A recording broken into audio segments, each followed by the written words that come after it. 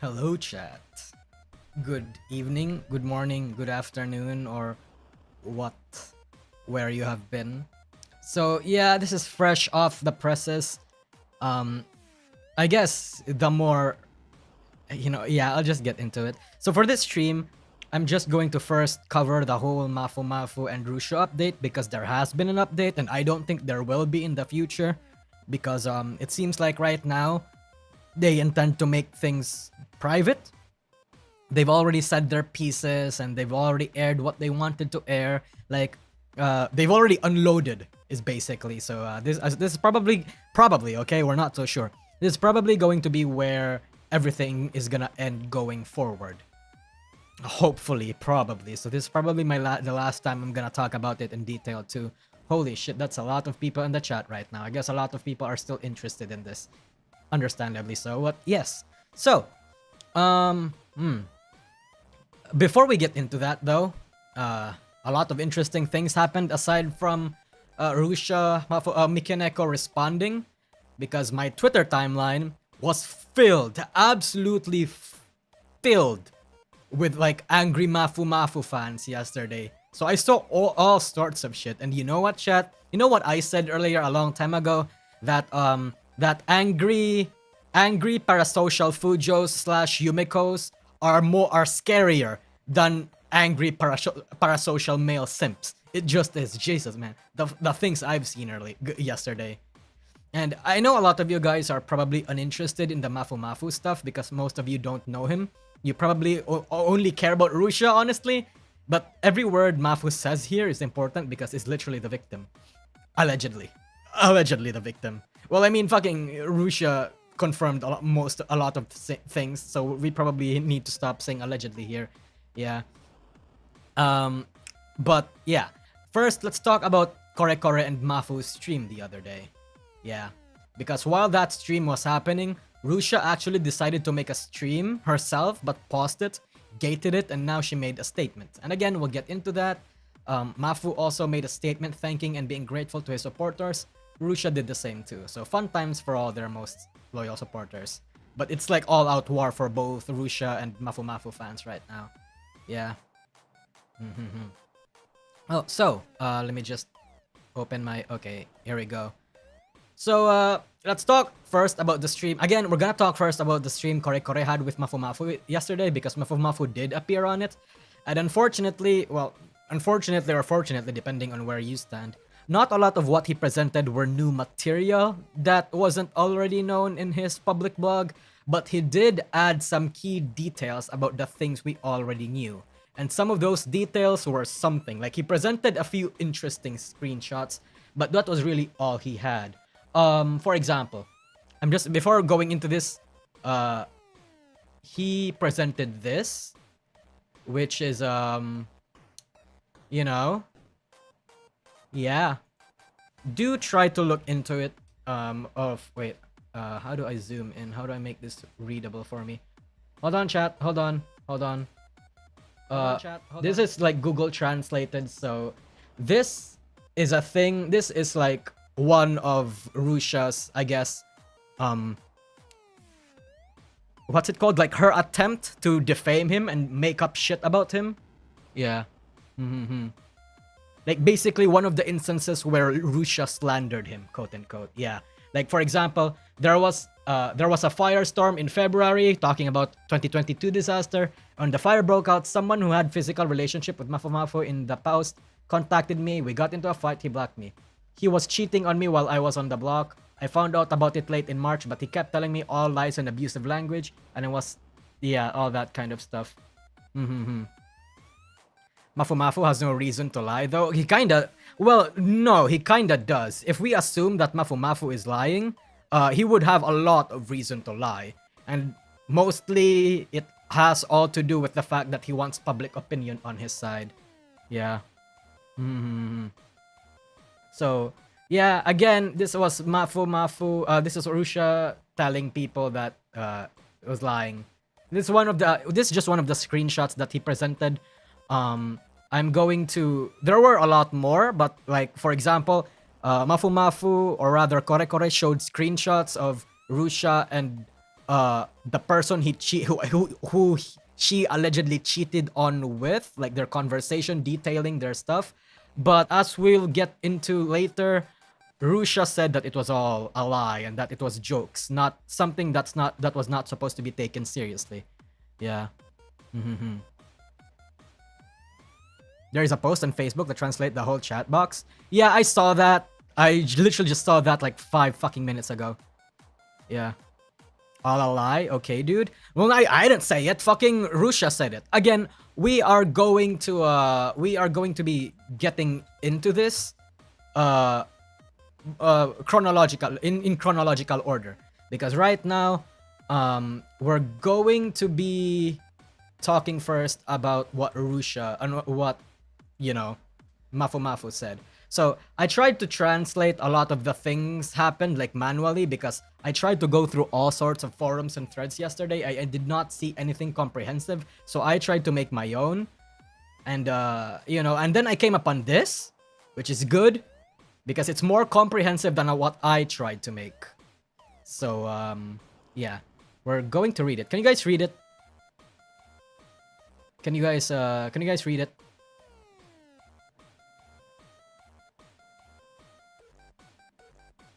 Mafumafu said he has screenshots though. I wonder if MikeNeko have the same. Yeah, Mafumafu didn't really reveal too much because he said in his stream with MikeNeko, with Kore Kore, I mean, that he didn't know what he was allowed to show according to his lawyers and what he was allowed. But yes. Nothing on screen. Wait, what? Oh shit, fuck, sorry. Okay, never mind. Never mind. Yeah. Is it here? Can you see it? Okay, I think you can see it now. So yeah, thank you, Miss IDK Bria, for making this comprehensive stuff. And before we begin, throughout this entire live stream, a lot of people that were watching it was very upset because Kore was like laughing and being jovial, whereas the other guy, Mafu, was like crying, saying that recalling a lot of this stuff pained him a lot. So yeah, some part of me feels like this shouldn't have been publicized out there, but fuck me, man. I guess this is the life of a celebrity when their personal affairs become the entire nation's disaster fest. I mean, again, it's literally Japan's own Amber Heard versus Johnny Depp thing. Because this is making headlines all over Japan, chat. Their lives right now are being dissected by everyone in the Japanese space. But that's not what I'm gonna do. I'm just going to give you guys an update because we most likely aren't going to see that much details going forward since they've now both said their pieces. Can you send the link translation in the chat? Yeah, sure.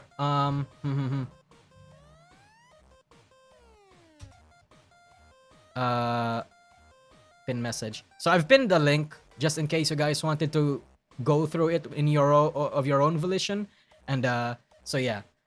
First, so we'll go through this slowly. Okay. So this is where Mafumafu comes in, and yeah, they briefly talk about the ongoing trials, but Mafumafu is uncertain about what he's allowed to say, so he's choosing not to elaborate on it for now. Kore Kore moves on to asking questions received from haters. Is A-san pregnant? Again, this is Russia. Or do you have children? Mafumafu laughs. Mafumafu says, that's completely not true at all. I'm sorry about that. There are people that suspect Mafumafu's recording in Kore Kore's stream. So Mafumafu clarifies that it's indeed him and he's sincerely sorry for bringing this topic up. So people basically saying that whether or not this was just a recorded thing, even though it was supposed to be lied. Yeah, anyway. Can you please touch on B-san? Again, B-san is the person that Russia / MikeNeko cheated on with. For example, is he an otaite? Mafumafu says, he's not an otaite, but he's someone who works in the industry. Mafumafu's only written about what's been done to him. Have you not done anything to A-san? Which is, I think this is an interesting question from Kore Kore, because a lot of the things Mafumafu said paint him completely as a victim and that it is as if he did nothing wrong. So obviously that's probably gonna rile up a few people's interests. It's like, you know, people doubting that, did you really do anything wrong? Because you're painting Russia as like one-sidedly a monster while you're just this innocent victim here. But Mafumafu says, at that time, I really did treasure my partner. I might have at times where I have been displeased or had small complaints about her, but things like domestic violence or cheating on her, that's never happened before. So you never said, Kore says, so you never said anything that would have counted as moral harassment towards her. Mafu says, I've looked back at all my Discord chat logs with her. It was a huge amount and I've never used any violent language with her at all. Kore says that A-san told him she had received horrible treatment from Mafu. But Mafu once again repeats that he has done anything like that. So basically, Kore has received, let's say, conflicting reports because Rusía says that Mafu is treating him wrong. But Mafu denies all of that. So, will you continue with your live performances? Mafumafu says that he personally wants to continue to do his best in his work. He is now in the midst of discussing that currently, but there is no plans to cancel the live performance in February. Is this after the Rain's wedding dress about A-san? Because Mafumafu has a song called "Is After the Rain," like the wedding dress thing. I mean, about like a symbolism for his marriage, but Mafumafu says, that's not what the case, but yeah, the connection was misleading. There are suspicions that from Kore that Mafumafu was the one who leaked the information as A-san was in the process of making her debut in a voice acting and debuting as a singer in a really big company. Mafumafu firmly stands his ground to formally reject this. In the article that reported the incident, they said that no comments were given by Mafumafu's representatives. That wouldn't have happened if he were to leak it. Kore then moved on to say that Mafu might have told the situation to other people and they leaked it. Mafu said he had tried his best not to talk about the situation. He was waiting for it to go on trial and then talk about it himself. Mafu had no idea how the situation has turned into this. Leaking the news is not positive to him in this situation, so he made it clear that it's not him who leaked it. So, for people that is not understanding what all of this means, basically there were a lot of leaks back then, and even because of that whole tabloid the other day, that Mafumafu was the one that leaked the information, like strategically leaked the information out just so he could get a pass. But Mafumafu denies all of that, saying that he literally has nothing to gain from this and he wanted it all to be a private affair. So yeah, he shut that one down. Yeah. Regarding the 24 surveillance in Mafumafu by A-san to make sure he didn't cheat. So again, this is the whole thing about fucking Rusía being so absolutely paranoid that Mafumafu was cheating on him. So Mafumafu literally had to be on Discord 24/7, like on a call with her or something, just to make sure that Rusía can monitor literally every single one of his activities. Mafumafu said that he was the one who suggested being on his phone on Discord 24/7. A-san, Rusía, kept accusing that he was cheating on her every day, so he thought that she could see what he was doing every day. Those suspicions would be put to rest. He made a group chat with A-san, himself, and his employees. She didn't oppose to him doing it, so he thought that this was normal, even though he was sleeping. He would have his microphone turned on while he was on the phone. Mafumafu said that he really thought hard about how to prove he wasn't cheating back then, and if this was the solution he came up with, He also thought that she would be able to see him and have a peace of mind if they lived together, which is why he bought a house. Now, this is the interesting part. Kore brought up why they lived separately even though he bought a new house. Mafumafu brought a new house. Due to reasons that Mafu couldn't reveal, A-san had to move out of her old house. He then offered up the new house to A-san to move in. The reason why he didn't move in with her was because A-san herself told him not to move in. A-san lived in the new house while Mafu continued to stay in his rented apartment, even though the new house was bought by Mafumafu. So, do you know what this means? Mafumafu bought a house just so he and Rusía could live together. And Rusía did move in. But Rusía told him to not move in with her, even though he bought the goddamn house. That's... Yeah, free house. Exactly, Zeno. Literally free house. That's rough. Oof. Yeah. Mafumafu thinks the reason why A-san told him not to move in was because she had negative feelings towards him. They moved into divorce proceedings soon after. Was the fact that A-san cheated on you true? Mafumafu confirmed that it was true. B-san, again, the person that Mafumafu, the person that Russia allegedly cheated on her with, even reached out to him again yesterday to apologize for his actions after the statement was out. Mafumafu has evidence of the affair as well. Take note of this because apparently Mafumafu has evidence. Kore mentions that A-san has previously told him that she has not cheated. So again, A-san, Russia, told Kore that no, he did not cheat, basically a conflicting information. Mafumafu says he has evidence he can't show as he might be sued for it. He then sends Kore evidence which he has approved to show. The screenshot was a conversation between A-san and B-san in the convo. A-san said she wanted to get closer to B-san, then invited a room to share with her. Again, there were screenshots of this chat. Oh shit, sorry. There were screenshots that was shown in Kore's stream for this, but I couldn't find the time to translate it because again, I literally just got home. But those were screenshots that Russia said in his statement were just supposed to be a joke, which is interesting. Anyway, where are we? Oh yeah. When Mafu went to the new house, there was just trash and cardboard boxes everywhere in the room. This is also where they showed photos of the trash. The cardboard boxes were even littered till outside his house. So what? So do you guys have you seen these photos? Have you guys seen these photos? It was actually like something of a wild photo. So she literally, like, the new house that Mafumafu allegedly, apparently gave her, turned into a fucking like dumpster fest. Yeah. No? Okay. Let me just show the screen here. Oh shit. No, that is not it. So let me just show it here. Where is it? Here we go. Here. So apparently, this was what became of Mafumafu's house when Russia moved in.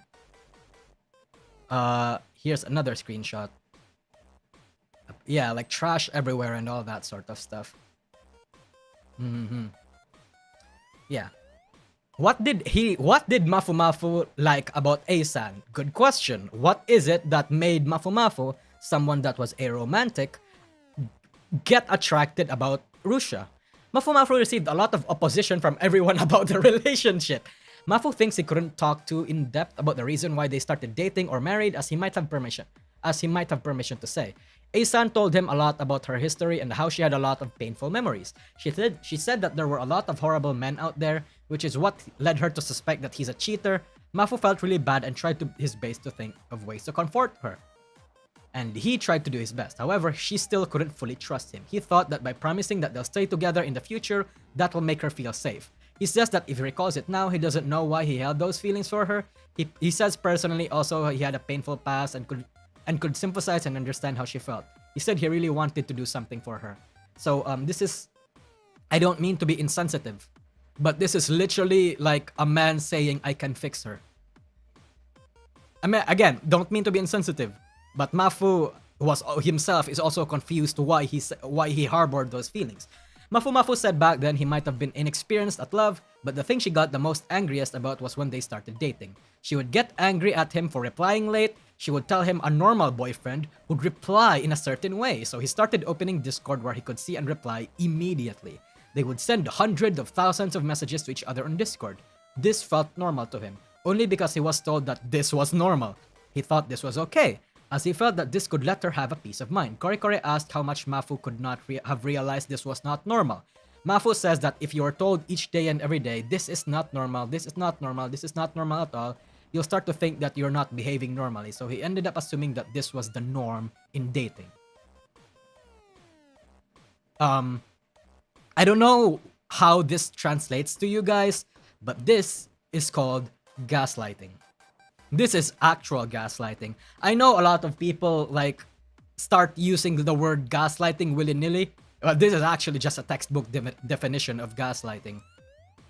Yeah. So, mentions of sexual abuse, some warning here. Mafumafu reveals another incident involving C-san, who is a mutual friend and songwriter. Mafumafu said that he'll start talking about another incident. This is a situation where he had evidence but couldn't write in his statement. There was actually a mutual friend who was a songwriter between Mafumafu and A-san, hereby referred to as C-san. Again, a mutual friend of both of them. C-san would intercept when Mafumafu and A-san fought, but then situation ended up with them saying Mafumafu was the one at fault when he wasn't at fault at all, which led Mafu to apologize while crying on Discord. So what this basically means is that they have a mutual friend that played as the mediator. Like someone, you know, someone that would try to find a common ground and call out and be the third party, like the unbiased third party when something happens. Mafumafu then recalls a particular incident. When he gave A-san the engagement ring, she ended up suspecting that he was cheating on her days after. Mafu said that he told her he gave her an engagement ring to express that he wanted to be with her, so he didn't want to accuse him of such things. A-san then told him, "I can't believe you with something as insignificant as this," which is fucking rough. Yeah. Which really hurt Mafu. He then said, "If that's the case, let's stop. We won't get married. Give me the ring. Let's start a clean slate." So yeah, I guess this is where Mafumafu snapped, I guess. Like when literally Mafumafu fucking proposed to him, gave her an engagement ring, and then Rusía decided to, instead of being grateful, being happy, or being, you know, somewhat like comforted or like not enforced. What's the thing there? Comforted or like insured. Yeah, insured.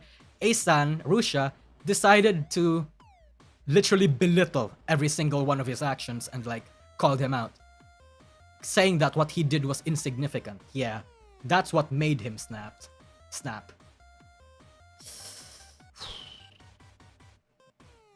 And the next segment is here. C-san only heard about Mafumafu asking her to return the ring and not the whole truth. It was discovered that C-san, their mediator, was actually Rusía's ex-boyfriend. Whenever they had a fight, Rusía would ask C-san to not say anything bad about her. C-san could have rejected this, but C-san chose to support Rusía because when they were dating, C-san's agent was a female, which made A-san maid? I don't exactly know what this means. She would spread rumors that C-san was sexually abusing her and got her pregnant. This turned out to be a lie. C-san was really mentally hurt and cried a lot about this. C-san told this to Mafumafu and apologized to Mafumafu. He also said he'll stand up to testify for him if needed and apologized for doing all the things he did to him in the past. So, blackmail, I guess, is what I gather from this. C-san was doing what Rusía wanted him to do because she was spreading rumors that C-san abused her and got her pregnant. Again, allegedly, because Rusía actually rejected this in her in her statement this evening, which we'll get into later. Yeah. Mafumafu is not worried that he would be sued or jailed, as he has evidence of these 2 years where he hasn't done anything wrong from his side. So yeah, he's very confident, and that he was the one who filed for divorce. Kore realized that Rusía might have been lying to him during their conversations, as A-san has claimed, among many other things, that Mafumafu might face legal actions. Kore then shows a screenshot from A-san, which basically is a reiteration of what Mafumafu had said in this article. She accuses Mafumafu of cheating on her, hurling abusive language, and killing her cat. Again, this is the screenshot that I showed you guys earlier, where, you know, yeah. Mafumafu then says that he can provide evidence that testify the loopholes in what she was saying. Do you have anything you want to say to your listeners? Mafumafu says, I really didn't want to grumble and complain like this. I'm really sorry that this had to be such a big situation. I am thinking of personally apologizing to my listeners on my own live stream. I'm really, really horrible. Kore then thinks that Mafu is a good person. Mafu says, I'm sorry for always crying. This was really painful. It's true that I lied to my listeners, and that is 100% my fault. I will never forget this and live with it. I'm really, really sorry. Okay, this is a joke. Kore, are you done with love now? Mafumafu says, well, Kore wa, that's love. You'll become strong and then meet someone that's wonderful. But don't you think someone as old as me who said stuff like this is disgusting? Well, no. Well, it might be hard. And then they end the call after a bit. So yeah, again, Mafumafu is quite aged and inexperienced. So I get the sentiment as to why, and he literally just had literally the worst first love he's ever had that anybody could ever have. I would say. So I can see why he's very cynical about the prospects. Yeah.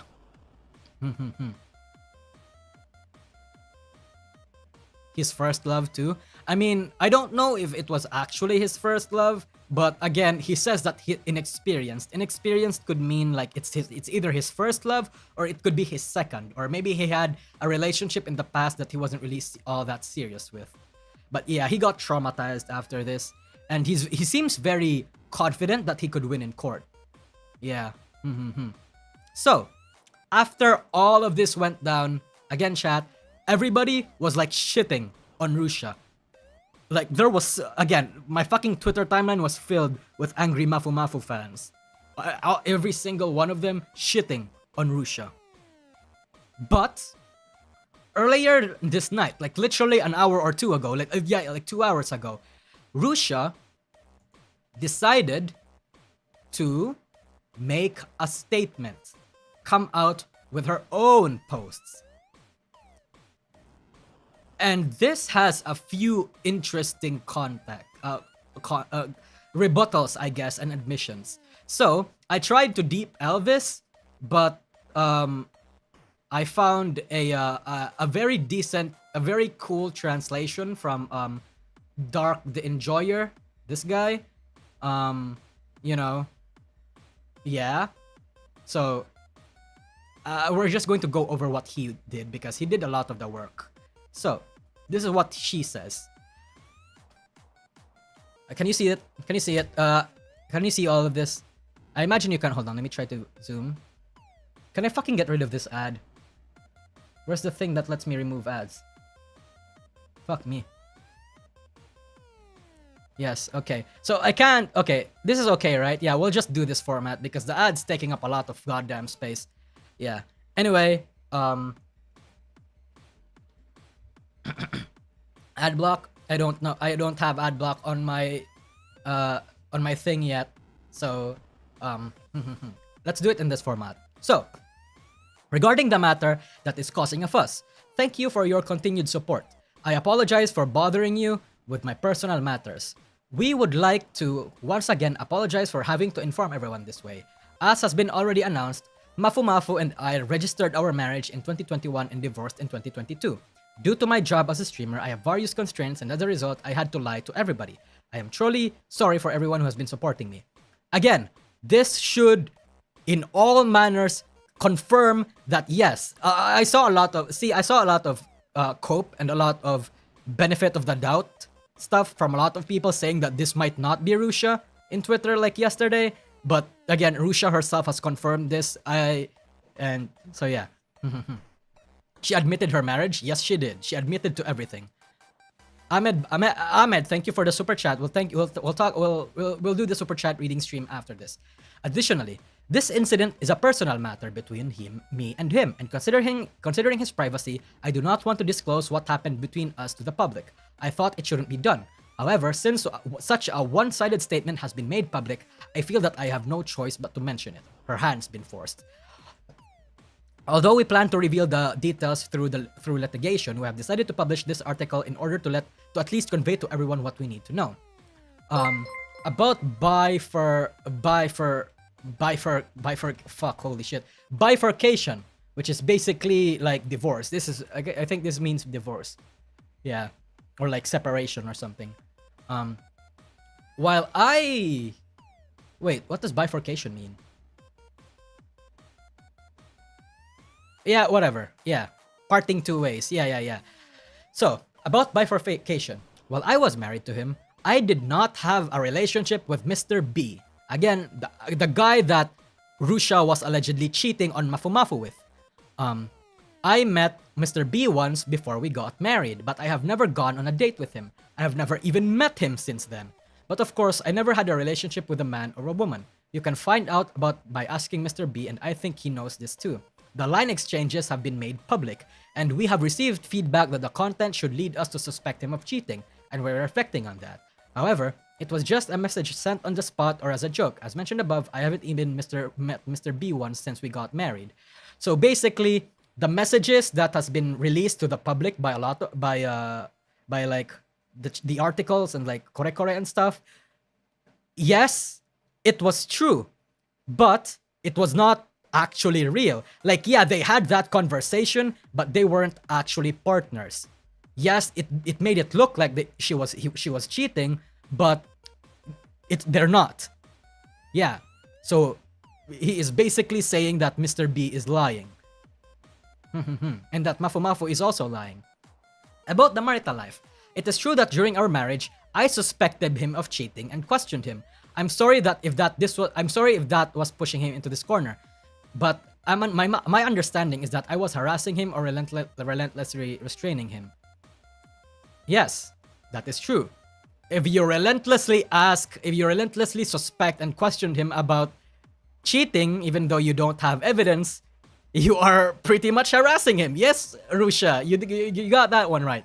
It is my understanding that the divorce negotiations have been settled. The doctor who was in charge of the divorce negotiations at the time will also provide information and cooperation to the lawyer who is currently in charge of the trial with him, including the timeline and events in the future trial. That's it. Also, since the lawsuit is ongoing, I won't go into details, but I had good reason to suspect that he was having an affair. Since we didn't hire a detective, we don't have any objective evidence, so we can't say for sure, but I also don't blindly doubt him for no reason.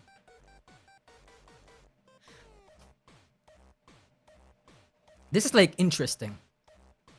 Rusía basically says that since they had a lawsuit, Rusía, that Mafumafu might have been out there fucking hoes and like cheating on her. She doesn't have any evidence of that. It was just her schizo brain telling her that he was cheating on her. Again, with no evidence or with anything to suggest that. Yeah. Under these circumstances, he also suspected that I was cheating on him. So she got a piece of the same treatment. And I think we both continued to be in a state of not being able to trust each other. It seemed like I was the only one who was abnormally restraining him, but he also prohibited me from contacting other men. When I did, we had to promise. When I did, he made me promise to let him know in advance, which is understandable, honestly. Yeah. It seemed like I was the only one who was abnormally restraining him. Yes, she was the only really possessive one, but he was also prohibited me from contacting other men. Which, obviously, yeah. About you're in a relationship. I mean, anyway, about the divorce discussions. In the broadcast, he said that I divorced him. He initially requested money, but after my relationship with Mr. B came to light, he stopped requesting money. Not a fact. First of all, the reason why I was demanding money from him was because of moral harassment and an overly unilateral request for a divorce. Regarding this point, I will refrain from writing about the details here, as there is a possibility that problems such as defamation may arise. I did not mention the affair because I received advice from my lawyer to refrain from making any claims as there is no objective evidence. It remains only a suspicion. So, this is not affair as in like cheating affair, by the way. It's like the affair of all these sorts of things. So yeah, she basically saying she can't say anything about that because she could let herself in a bad spot if she does say anything about it in court. When I consulted my relatives about him, they got angry and published the exchanges between me and my relatives, which could potentially infringe on his rights. So I decided to consult with my lawyer. Both parties decided to divorce without any money exchanged, which is good. About slander against him. It is true that I have made multiple posts regarding him. It is also true that he filed a lawsuit regarding me. Regarding this, I am very sorry about this. So, yeah.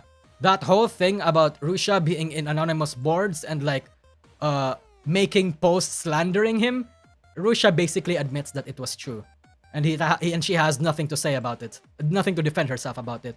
Yeah, at that time my contract with the agency ended, which is again this is Hololive, and at that time my boyfriend asked me for a divorce after. Oh, okay, yeah. So basically, yeah, literally at the same time Rusía was asked for a divorce while at the same time being fired from Hololive. After that, I was in a mental corner for a while, and after the divorce, I posted my thoughts on the internet. Really sorry. Okay, so basically this is an appeal to emotions, basically saying that I was in a rough spot, I got fired from my job, and my boyfriend, who was supposed to support me, basically asked me for my divorce, and I lashed out in anger. I made all these posts, and I'm really sorry. That's basically what she's saying. However, my lawyer has told me not to mention the lawsuit too much, so I won't go into details. But in my lawyer's opinion, many of the posts cannot be considered illegal. It's called deafness? I don't know what this means in legal speak, but yeah. Additionally, I admitted that I had posted the post. I apologized to him through my lawyer and negotiated a settlement. However, he asked me to suspend all activities under the name of a streamer, stop using my SNS, issue a statement with the content requested by him, and pay 1 million yen in compensation. Conditions were presented. Okay, yeah, sure. So because of the slander, he asked for compensation for defamation stuff. Understandable. At that time, my contract with the agency had ended and I was worried about my life, so I was unable to accept his proposal. And since we were unable to resolve the matter through settlement, we ended up filing a lawsuit. The lawsuit is full of stories about how I met him that are not directly related to the post in question, and his one-sided and untrue statements. There are many harsh expressions, and the lawyer also said that this is going too far. It's tantamount to a personal attack that unnecessarily degrades me through this lawsuit. He said, so I filed a countersuit against him and went to the police. A complaint was filed and accepted. So yeah, basically true. Basically not true. Like, basically, this is all what happened. What happened here was because, you know, again, because she was in a bad spot in her life. She could not accept all of these terms. Yeah. And because he couldn't accept all of these terms, and the lawsuit was like, basically it all boiled down to her filing a suit because of all of this. Because apparently this was too much. This was like a little going too far, as the lawsuit said.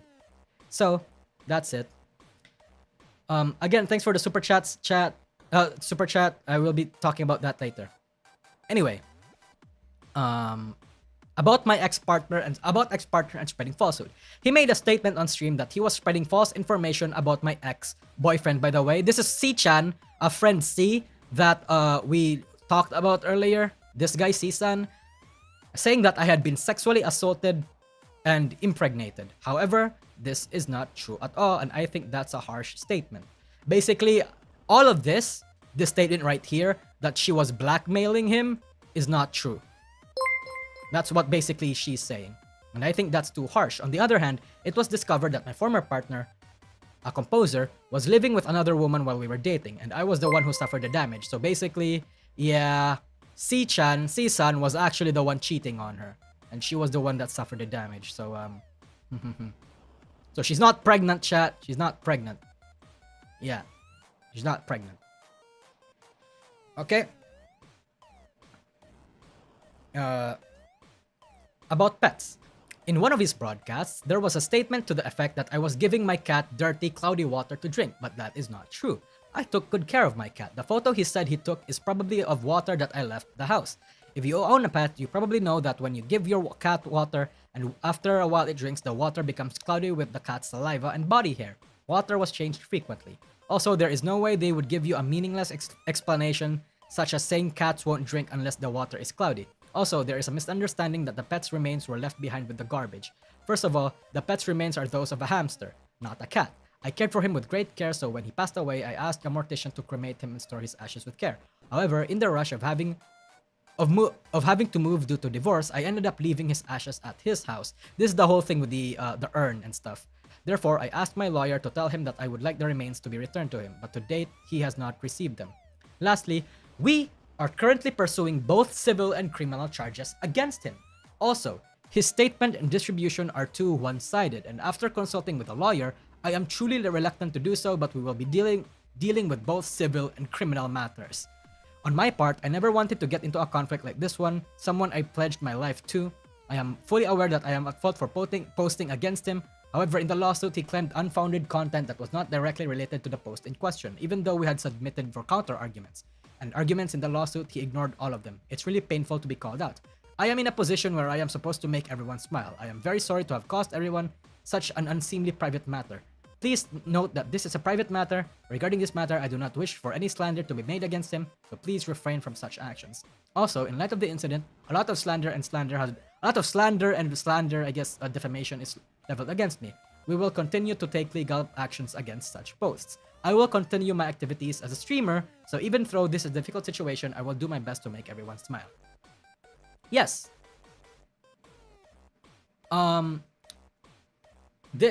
That's basically it. So if you guys want a digestible summary for that, yeah. Dark also made a summary about what this all thing is trying to say.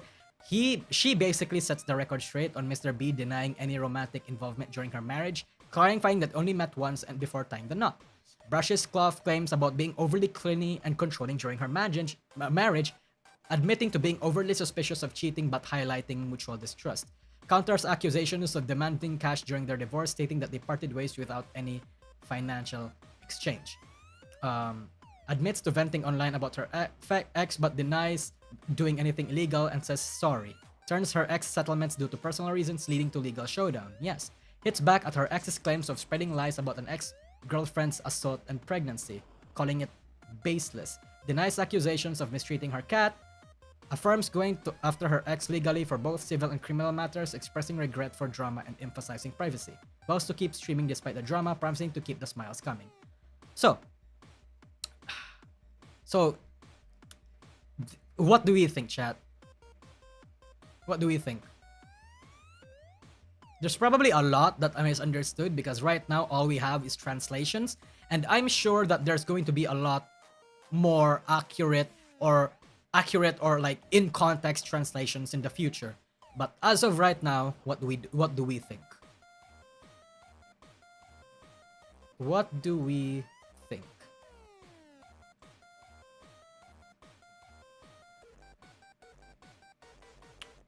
She can't be fixed.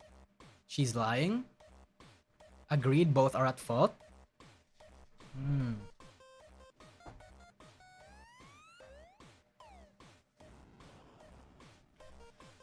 I can't trust her. Can't trust Russia. Both at fault. Okay, so basically a lot of you... God damn, I'm literally not seeing anything against Mafumafu here. So I guess most of you guys are either neutral or are completely against Russia. So, yeah, that's the whole thing. Me personally, chat, it's become a he said, she said situation. Because Mafumafu literally painted himself as this angel who did nothing wrong in his relationship. And everybody that he has associated with, like C-san, Rusha's ex, and B-san, the person that Russia allegedly cheated on him with while they were married, is like corroborating with him, fully with him. Mafumafu is very confident that he will win the lawsuit. Very confident that he will be, that he'll ace this. But Russia seems like she is also confident that she'll win this. That she, that although, basically Russia is admitting that she did a lot of things wrong, but literally nothing she did was like everything that she did was understandable. Basically, she did nothing illegally wrong, and that there's a lot of out of context stuff or an outright blatant lie.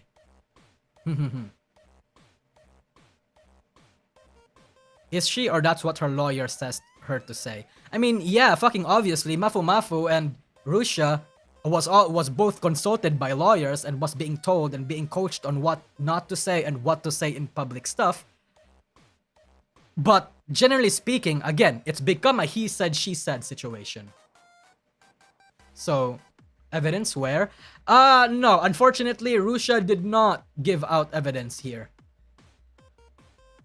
Again, Mafumafu in the stream with Russia, with Mafumafu and with his stream in Korekore, provided some screenshots that he consulted with his lawyer was okay to show.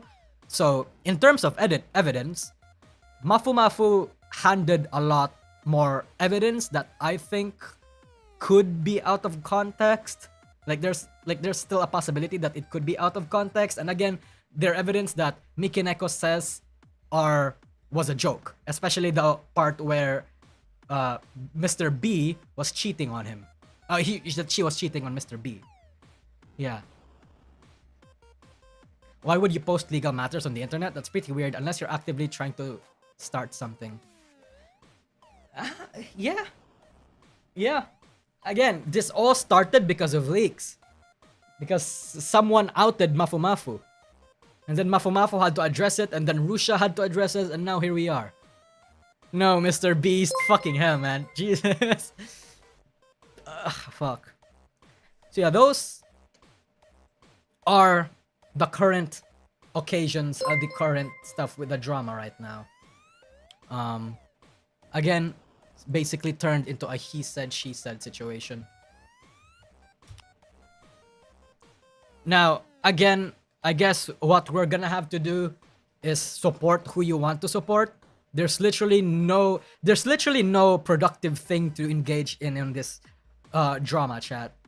Like if you're a fan of MikeNeko, continue supporting MikeNeko and believe her if you want. If you're a fan of of Mafumafu, continue supporting Mafumafu, and you know, just support them. Like leave the other party that you don't like alone. Just watch their stuff, continue to support them, because at the end of the day, we don't know how and when this legal matter is gonna be finished, and when it will, that's gonna be when our opinions are gonna have to be fully formed. Yeah. It really is. Poll? Okay, yeah, actually, you know what? That's interesting. Do you believe who? MikeNeko, Mafumafu. I think this is interesting. Let's start a poll. Thank you, Gamraj. I used to be a Rusía's fan a while back. I followed her when she became Amemiya and returned to being Neko. Anyone who followed her attention-seeking is real and not just character she plays. Yeah, no, that's true. I think we've all gathered, like even the most loyal fans of Rusía has, I think, gathered that she's an absolute menhera. But is she, the question would be, she is a menhera, but is she an abusive, cheating, fucking, assaulting, no, not assaulting, that's like the wrong word, gaslighting, fucking animal abusing menhera, or what? Option 3, neither. Oh yeah, that's true. I should have given an option to say neither. Oh wow, a lot of you guys are on Mafumafu's side, huh? Thank you, Shail. The only thing she admits to is the thing proven in court order, likely because she has two, and that was arguably the worst accusation anyway. Feels like she's just refusing to admit anything unless forced. Yeah, Shail, she did admit that she was slandering him and like making all sorts of like accusations online. But the thing that she is saying, that even though she did say that, nothing about the posts and like the stuff that she posted was illegal or that it violated a law. So that still could mean something in court. I don't know how much that, but there's a potential there. Then again, I've heard that in Japanese law, slander and defamation suits don't necessarily mean that it has to be true, just that it should be damaging someone's business or like, you know, ruin someone's reputation. So I don't know if that will apply here, because as far as ruin anybody's reputation, both of them has a fucking mutual assured destruction thing going on. Both of their reputations are at risk. And in terms of like reputation, like mainstream reputation, it seems like Rusía is the one that's getting fucked. Let's see the quote retweets here. She's confirmed it's her. She can fuck off. It's good now. Yeah.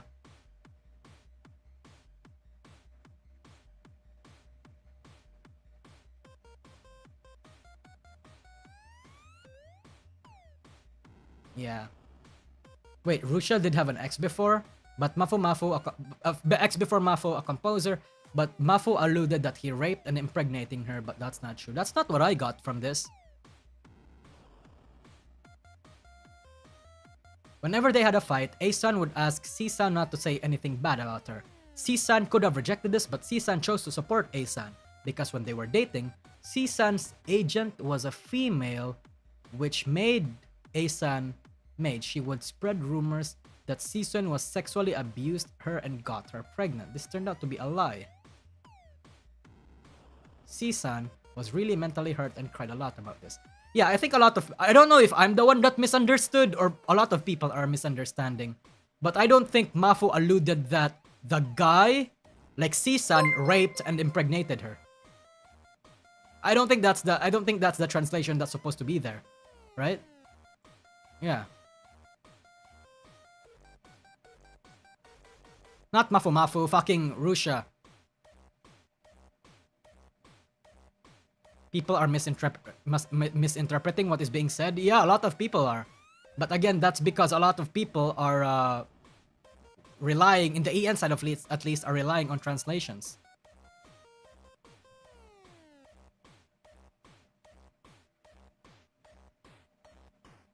Wait, did I actually say Mafumafu got pregnant? Sorry. I mean MikeNeko. Fuck. See, here's the thing. MikeNeko and Mafumafu sounds somewhat similar, so I get, like, you know, oofed. C-san got the other girl pregnant? No. She would spread rumors that C-san sexually abused her and got her pregnant. But it was a lie, okay? It was a lie. From what I gathered, this is basically blackmail.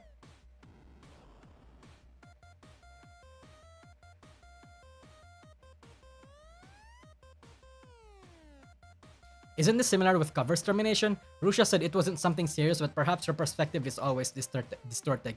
I feel like I don't... It really pains me to say this, but I think her perspective is always distorted. She's a fucking menhera, chat. Inherently, it is, like, you know, distorted. So I'd like to get a verification on this one. I feel like I'd have to get an accurate translation as to what this means.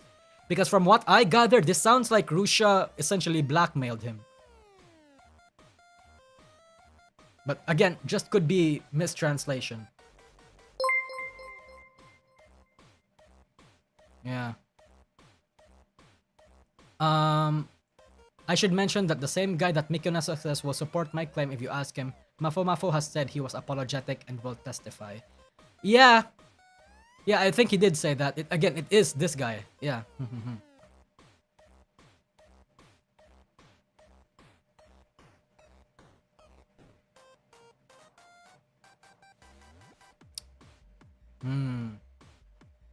Anyway. Can you redo the poll? Okay, I'll redo the poll. Okay, chat, redo the fucking poll. Start a poll. Do you believe Mafu or Mike? Mafu, Mike, both suck. Neither. There we go. Yeah. So me personally, chat, I'm also kind of torn. But even though I am torn, like I am in the middle, I'm somewhat inclined to believe Mafumafu. It's just that Rusía unfortunately just has a track record of being an absolute menhera, you know.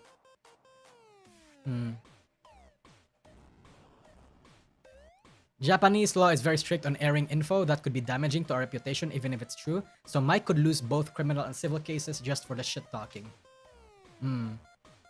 I don't know if that line, that thing where Japanese law makes it so that you don't need to prove that it happened or that it was real, as long as it damages your business or like ruined your reputation, you could still win. I don't know how true that is. Maybe I feel like there are some contexts or some cultural stuff that's important to making that call.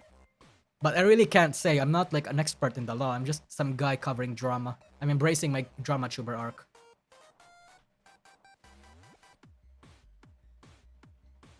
criminal doesn't matter if he shit talk. Civil, it does. Yeah, I feel like they covered. I feel like they both learned from the whole fucking Nijisanji losing on the Narukami Sabaki thing. Because if you guys remember, Nijisanji actually lost the criminal lawsuit against Narukami Sabaki because they filed a criminal lawsuit instead of a civil lawsuit. So because of that, Narukami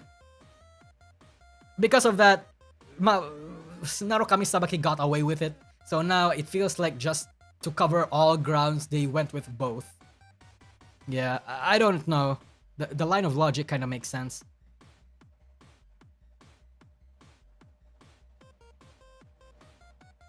As always, it's just two people making mistakes, and because they are famous, all the dirty laundry gets out. Yeah. Yeah.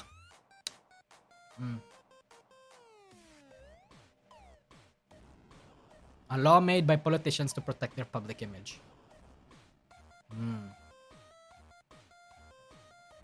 She taking it well? She is not taking it well. But, she's still... I mean, yeah, she's not taking it well, but she did say that she's still gonna be a content creator. I don't know what's gonna happen. I don't know what this means for her in terms of her, like, professional career. I don't know what's gonna happen to her role in Voice Ore, to future gigs going forward and all that sort of stuff. I really don't know. Because in Japan, you can get fired in Japan, you can get cancelled in Japan for like low reasons, for for reasons that are lesser. I don't know if you guys know about the Aya Hirano. Was Aya Hirano her name? I forgot. Yeah, I don't know if you guys know about the Aya Hirano thing, but this girl got publicly blacklisted in the industry because she slept with some people. Because there was a scandal where she slept with like her band members. She didn't do anything wrong. She didn't do anything that was morally wrong. She didn't cheat on anyone. She didn't like slander anyone online. But she got cancelled. She was blacklisted in the industry for a while. And this was a high profile voice actress, by the way. She's fucking the voice actress for these people. Except for the bassist. Yeah, true. She fucked everybody in the band except the bassist. Again, those reasons are not that bad. She's just a horny little girl that fucks a lot of people. Okay, sure. But she got cancelled. Blacklisted by the industry. So I don't know if the same can be said about MikeNeko. I don't know if she's gonna be blacklisted in the industry. Yeah.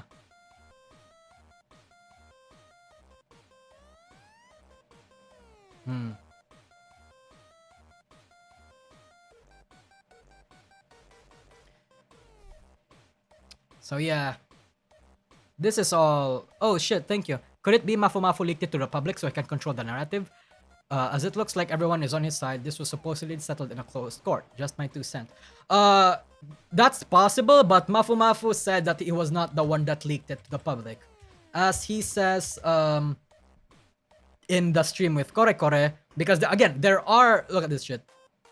Because there were suspicions that it was possibly Mafumafu that was the one that leaked information against Russia. But he denies all of that, yeah. He denies all of that. So, that really depends if you believe him or not. She did bounce back after a bit. Yeah, but this is different. Oh wait, no, you mean like Aya Hirano? Yeah, I guess she did bounce back for a while. I think she got a gig the other day, right? I think she's taking like small gigs now. Yeah, I saw something around Aya Hirano. I saw something like fucking a week ago, but I forgot.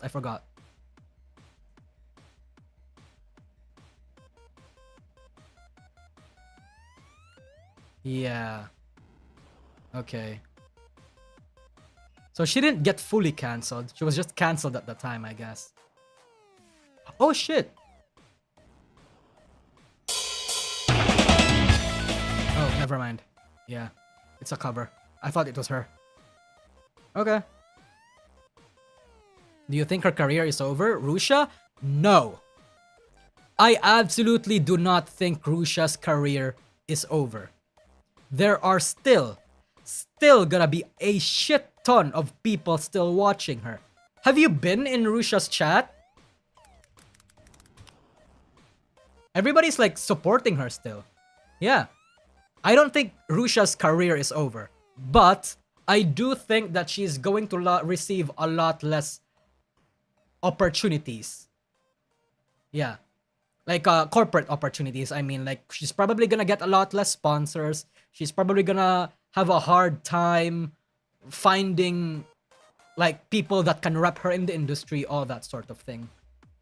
I can see that happening, but I don't think her career is over. GAV, I don't know if Russia wants to do that, but it's still an option. Yeah, it's still an option. Fucking GAV companies, I think, would actually like to have Russia. Because they can run a story on that, you know? People will still, like, watch that. In fact, there's a shit ton of people. There are still a shit ton of people that are going out on people asking it to be, like, live streamed just so they can look at her face, even though Russia's face is out there. And there are also people asking, hoping that she gets, like, a downfall from this just so she will eventually, like, fold, become desperate, and turn to porn. Like, I think that's kind of sick. That's kind of sick, honestly. That's weird. That's kind of weird. But I guess I can see where you're going. I guess you're horny, or maybe you'd want Russia to like suffer if you're a massive Mafumafu fan that just wants a lot of vindication, retribution. I mean. Having a history of trauma makes people more sensitive to minor behavior changes in people and perceive things as extremes when it was a normal behavior. Seems like BPD or OCPD. Oh no, 100% cheaps. I actually do think that Russia genuinely has a mental illness. Like not fucking mental illness, like the Twitter kind of mental illness, but like actual dangerous mental illness that she should be taken care of, yeah. I think that's like evident. I feel like, yeah.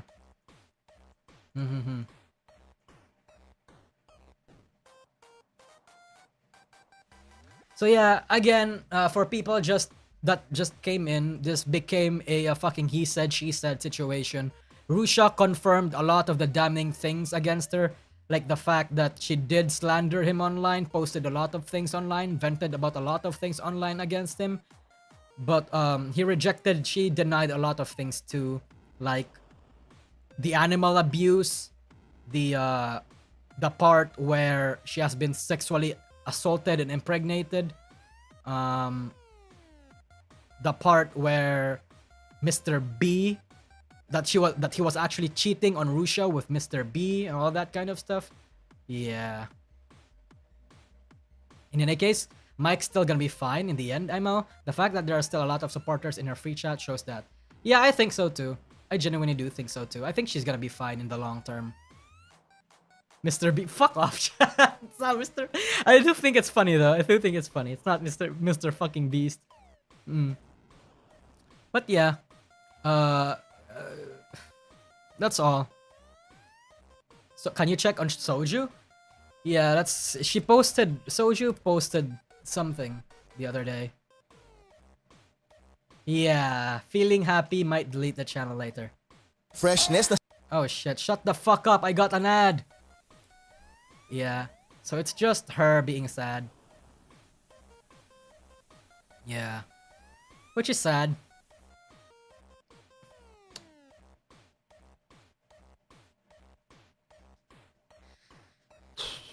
So chat, again, that's really all about it. I'm now going to go into super chats because this is all the update that we had so far. Again, MikeNeko and Russia posted like follow-up tweets apologizing. Well, not apologizing. Like follow-up tweets basically thanking people and throughout all of this. Again, I think a lot of people, from what I can see in the chat, right? Like most people, like 51% of you guys, would rather wait that, would rather wait that everything is over so that you can actually form your own opinion. And I think that's the best decisions to have, because in a case of a he said, she said situation, it's really hard for anybody to be proven right until there is evidence. Again, even though Mafumafu did show screenshots, those screenshots were not entirely damning, you know? stuff like that. Mr. B, Mr. Beast. No, I don't know if you, a lot of you guys are serious, but no, Mr. B is not Mr. Beast. Fuck, Jesus, man. Yeah.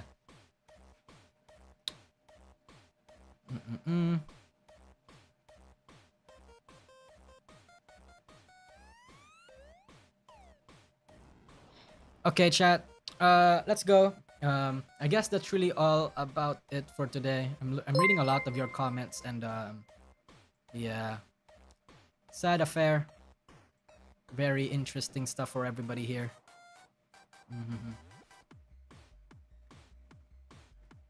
Can't believe Achan from Hololive would do this. Jesus, man.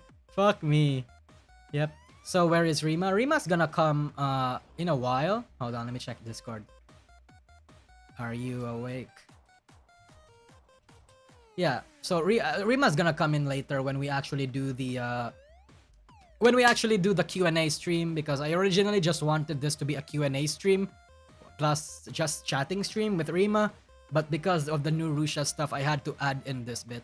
So yes, I will be doing the super chat reading first because I have a lot of donation. Jesus, thank you for the generosity, everyone. I would just like to say that first. I received a lot of donations from previous streams and like yesterday's streams and this streams, and I feel like I haven't really gotten through all of them because I had to focus my attention on the stuff that we're actually covering.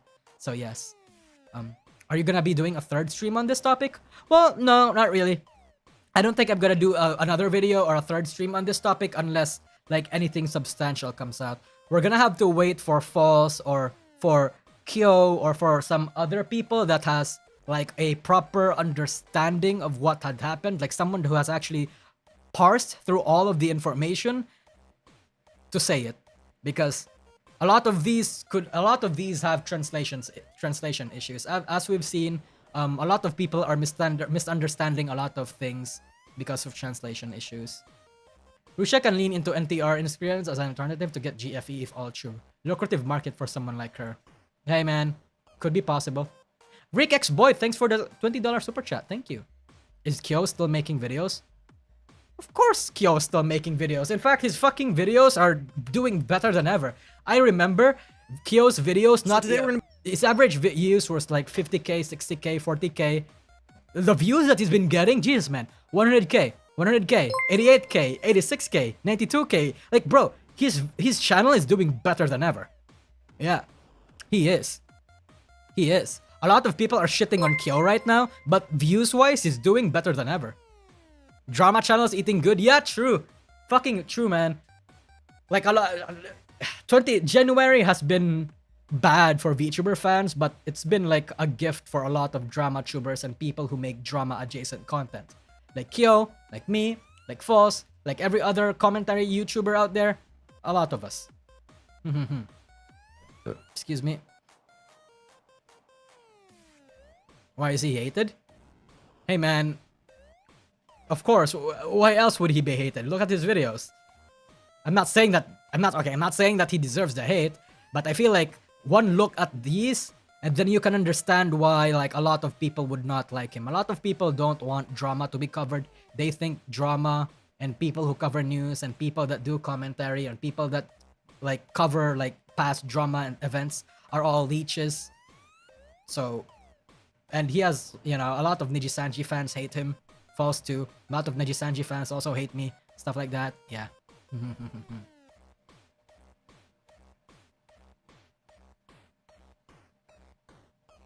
Bunnyman, do you plan to do shorts? I see a lot of people doing it just for asking for curiosity. Not in this channel. Not in this channel. Not in this channel. Anyway, I'm gonna end the poll. Seems like a majority of you guys are withholding judgment with it, which is good. Anyway, yeah, I'm going to start covering, start doing super chat reading now. Gold on cocaine. Gold on cocaine. You were my first super chat. Great channel, a slice of VT right here on YouTube. Hey man, thank you. If you want VT, go to Parrot's videos. He makes excellent videos. I feel like I really want to do a lot of Parrot reaction streams. Like I haven't caught up into a lot of Parrot's videos, but me reacting to his videos I think would be wild. Maybe let's do that for my birthday stream next week, chat. Yeah. Just us reacting to a lot of Parrot's videos. Yeah. Rima Doko? Would Rev be considered a VTuber? Kind of. At this point, he has a VTuber model. Yeah, maybe let's do Parrot reaction videos, chat. You know what? Yeah. Nusagi react Andy arc incoming? Fuck, yeah, that is true. So I just entered here and need some context. Hey man, you came into the stream a little too late. We're already done discussing the drama. Yeah. Right now I was just about to go talk about some super chats and going through some donations. Yeah. Don't worry, VOD will be up. So let me just go to my super chat thingy real quick. Supers. Fuck me, because there's a lot. There's a lot. Let me just put this on another tab. Maybe I do need a third camera after all, chat. Not a third camera, a third, like, thing.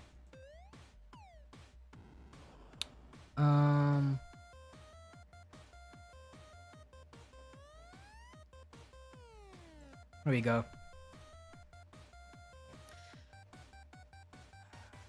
I feel like the standards for some people for what makes news channels into drama tuber would make every news outlet's YT into a drama channel. Yeah, no, that is true, Vicky, bro. We've actually, Rima and I have actually talked about this in my last collab with Rima, which was the other week. It's really, there's a pipeline for quote-unquote news tubers to become drama tubers. Because in YouTube, there literally is no actual journalists, even if you are a commentary YouTuber. Like the more professional journalists or the cool journalists that are not in it for the views and the money would be someone like CoffeeZilla or that one guy that got firebombed because he was covering corrupt politicians and stuff like that. But yeah, most news channels are also just drama channels. I'm not the same too. Even though in the past I tried to make a disconnect. Like I tried to I wasn't looking down on drama tubers or anything, but I tried to make myself distinct by saying that I was a commentary YouTuber. And in a way, commentary channels and commentary VTubers are still drama tubers because most of our content is still revolving around drama. We still cover drama. We still thrive and rely on drama to like put food on our table and all that kind of shit. So yes. Friendly Jordies. Yeah, Friendly Jordies. Yeah. Thank you, Super SSG again. +1 on Parrot reaction vid. He makes good and funny content. I just hope he has thick mental armor to handle 4chan dumpster diving. Oh no, bro, he does. Knowing Parrot, he definitely does. Do we know something similar about Gura? Thank you, bro addict. Like what happened to her? I've been out of the loop for a while now. P.S. Sorry for the IRS. I'm actually from Argentina. No problem. Gura's burnt out. What happened to her is that basically she's burnt out and yeah, she's just burnt out. And that's why she's not really streaming all that much anymore.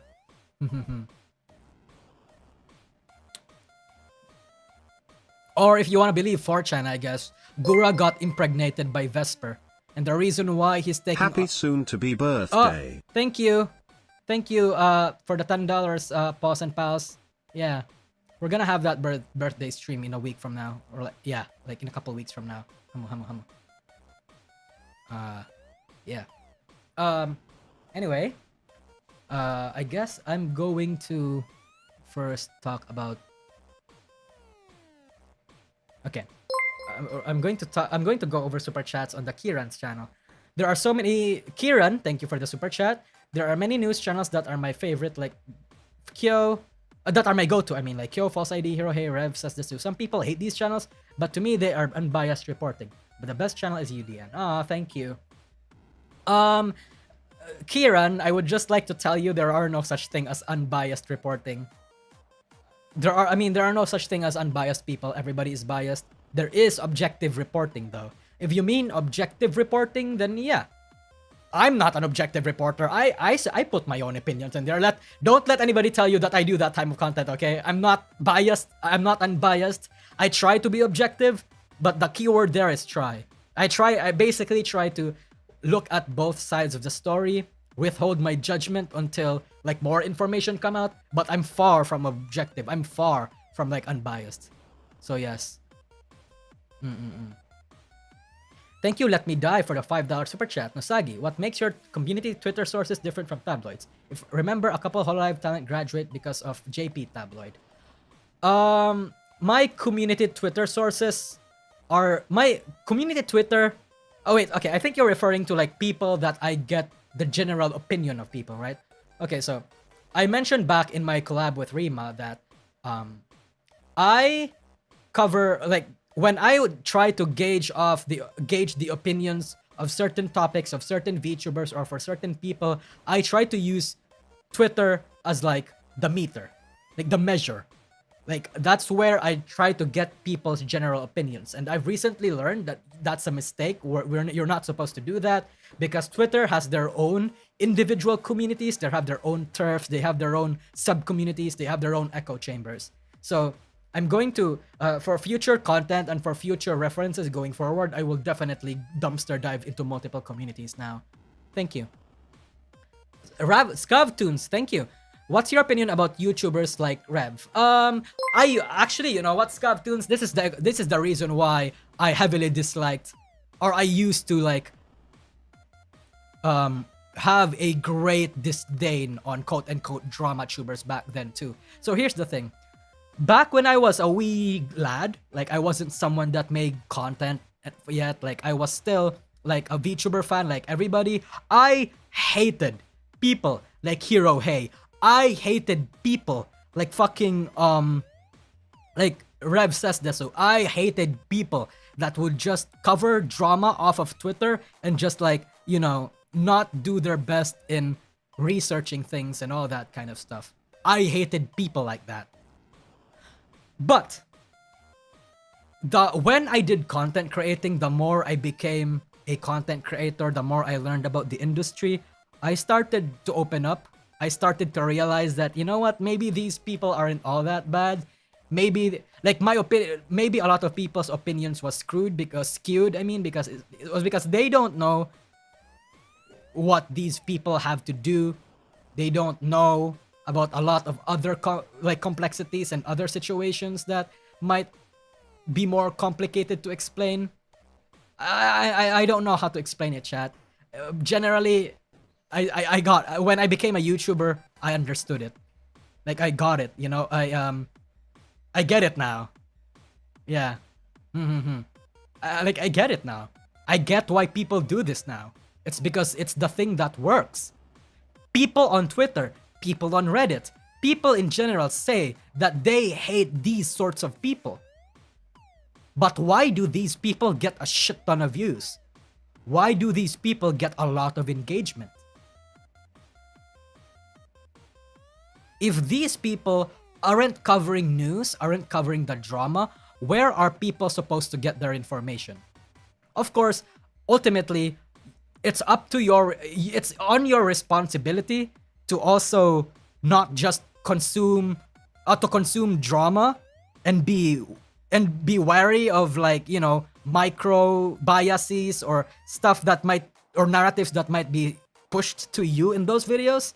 Like, obviously those videos are bad. When a narrative is pushed to you on a commentary or news video, that's bad. But ultimately, most of it kind of has to rely on the viewer and all that kind of stuff. So yeah. And I started to get it, basically. There was a time, chat, holy shit, there was a time that I actually did not like Kyo and fucking False ID. I don't know if you guys know about that, but there was a time back in like early 2022, 2020, yeah, it was back in early 2022, late 2021, I fucking hated Kyo and False ID. I hated them. And now I'm friends with Kyo. And now I get where, like, False is coming from. Now I understand him better. Like, you know, holy shit. I even used to like throw shade at false sometimes back in my videos. I used to. I fucking used to. I regret doing that now too, by the way. Because now I get it. I get it. Nah, I don't like it. I mean, hey man, it's a... Hey man, it's like, I don't want to push my opinions on you guys. But it's like, yeah. Are you saying you like them now, Nusagi? No, it's more so I just understand where they're coming from. I'm friends with Kyo, so I'm like indifferent to the kind of content that he makes. To me, he's just to me, he's just some guy that does drama content. He's not this fucking evil that pollutes the well. He's not this guy that's spreading misinformation, or this fucking figure that has this responsibility to be able to do that kind of shit. That's not how I see Kyo. Kyo is literally just some guy that makes drama content to me. Yeah, that's it. False too.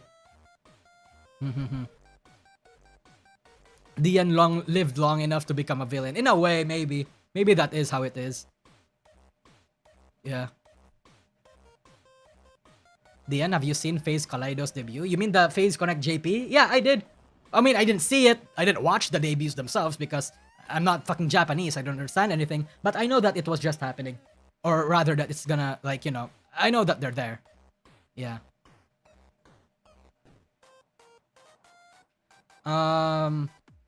Let's see. What did I miss yet? First. Where is it? Okay, here we go. V Shoujo dodged a bullet with Mafumafu. It was Leonel Contreras, thanks for the super chat. I was going to sleep. Thank you for ruining my sleep schedule with a juicy rat. Again, unfortunately, it was not a rat. It was real. Panopticon, thanks for the fat super chats. DN is an actual Mafumafu stan confirmed. Yav incoming. Can we just not burden this clearly looks not okay? Woman with more drama. She just needs to stop letting this kind of thing drag her down. Gregory Wirya Yuwana, currently back in Indonesia for Lunar New Year, and this is news now. No wonder MikeNeko needed a lawyer since 2022, since that incident. Yeah, true. Pretty sure she left V Shoujo herself. Yeah, I would say so too. A lot of people are saying that Hololive and V Shoujo dodged a bullet. Hololive, I can see dodging a bullet, but V Shoujo not really, because she left V Shoujo on her own accord. She just didn't have any use for Amemiya Nazuna anymore, is all. Yeah. Parrot, hey Parrot! Hey Parrot, you're fine with me reacting to your videos, right? You're fine with that, right? Yeah, I think you're fine with that. I think he is. Yeah, I just saw him. Yeah, I'm fine. Okay, good. Yeah. Yeah. Let's fucking go. I plan to do that in my on a future stream next week. I need to catch up. I have been watching your videos for a while, bro. Like the 3 of your most recent videos I have not watched. Anyway, Casidel Broen, thanks for the super chat. It took me years to look back and discover that one of the most significant relationships I ever had was with Minhera, and accept her problems weren't my fault. Stay strong, Mafu-san. Yeah, true. Again, it's always good advice to never date a Minhera or never marry a Minhera. Like, I don't know who said this. No one is gonna be wild just saying, oh, fuck yeah, man, let's fucking go. I'm gonna wait for that one then. Yeah, we're gonna wait for that one. I'm not doing it until like February 5 or something, so you should have enough time to edit it out. Thank you. Anyway, as I was about to say, the general advice for a lot of Minheras out there is just to fuck them and then leave. Don't date them, no matter how attractive you think they are, and no matter how your instinct to just, like, how much your instinct says that you must protect them and that you can change them, you can fix them. Literally ignore all of that. Do not go against your better judgment when it comes to dealing with a Minhera. Like an actual Minhera. Like, you know, Minhera for the sake of like, normal Minheras, like, you know, is fine.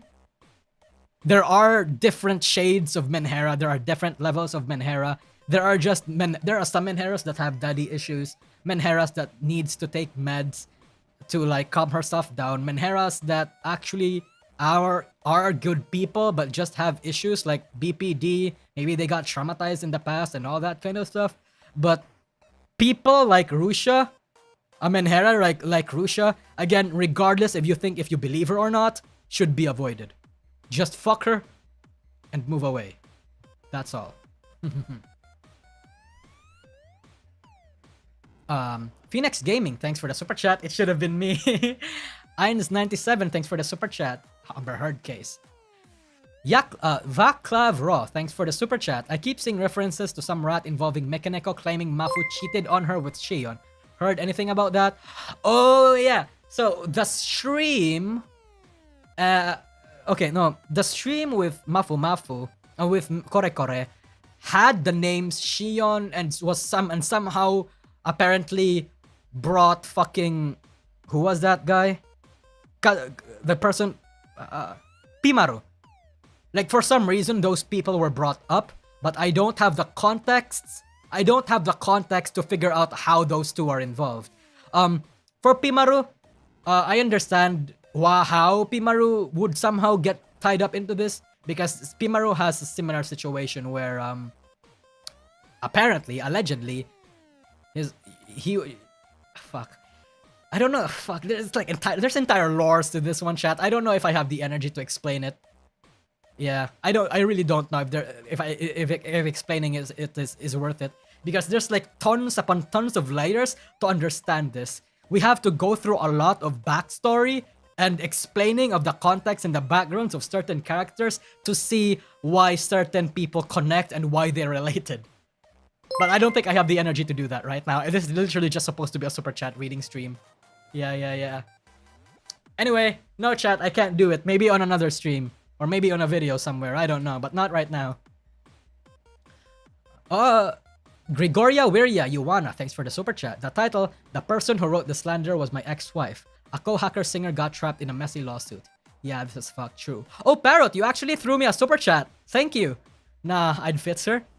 Zerk, thanks for the super chat. Rat season is open, boys. Mix, translators to your battle stations, thank you. RB Grizzly, thanks for the super chat. Zambato, thanks for the super chat. Deadpan Sanchez, we can't fix your bros, true. 600 hello again. The fan in me is praying that this news isn't true, but the realist in me is saying that Mike's fucking cooked. Yeah, real. Wait, where is Rusia's response? On her actual like account, Parrot. Hold on, let me just pull up the stream real quick. Not the stream, the website. It's here. It's here. I'm gonna link it to you just for. I'm gonna link it just so people can see it. Oh shit. I'm gonna pin it. Pin, replace, pin messages. Okay. Here we go. Can you see it? Privated? I don't think it's privated. It's still here.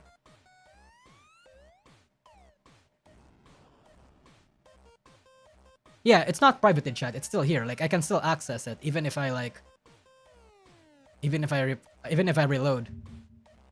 Yeah, it's still here. It's still here. Yeah.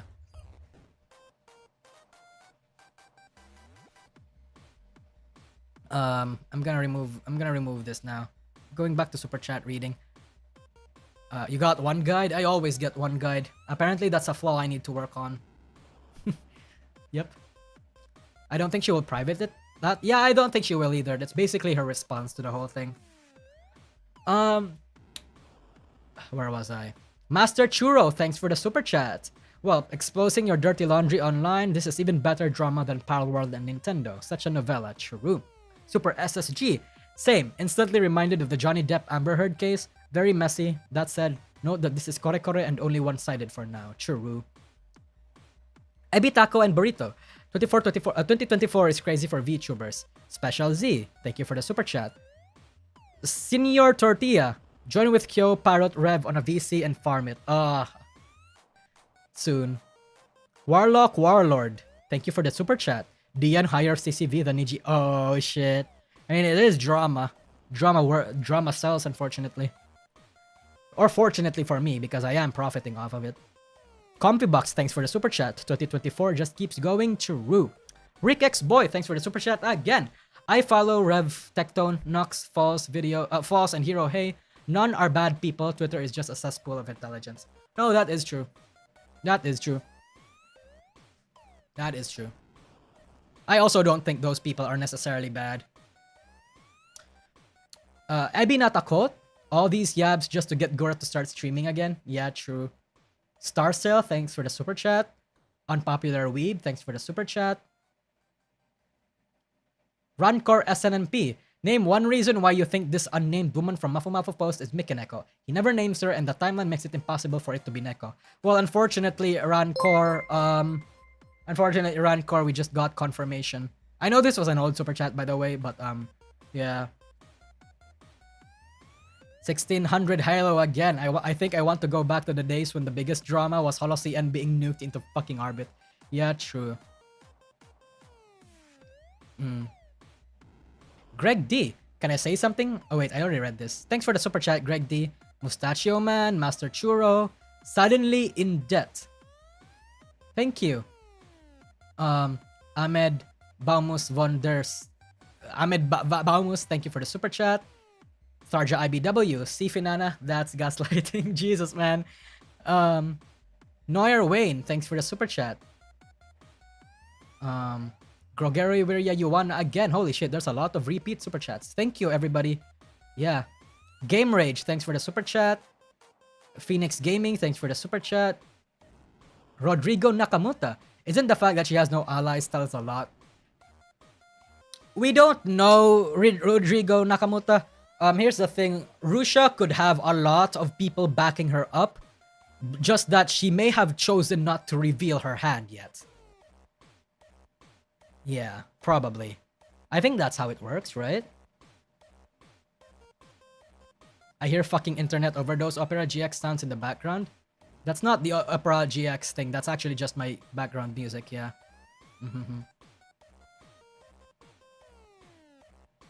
Don Jiwo Wise, thanks for the super chat. Just got here. Summary, please.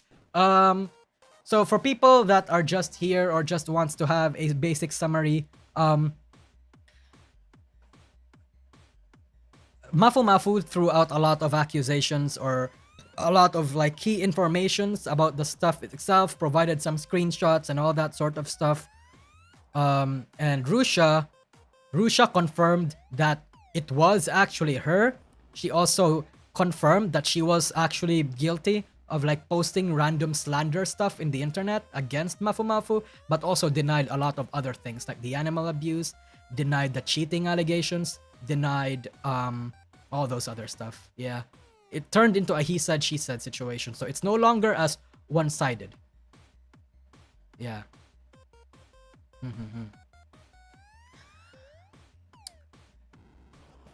You should be studying. Oh wait, I already thanked a lot of the super chatters that are in this stream. Silver Nightbane, thanks for the super chat. Some people read too many goddamn eruditions. Calm down, people. Well, that is true. Well, that's because like the scenario actually, the scenario is so wild. It actually feels like it would come out from a doujin. Honestly, that's why.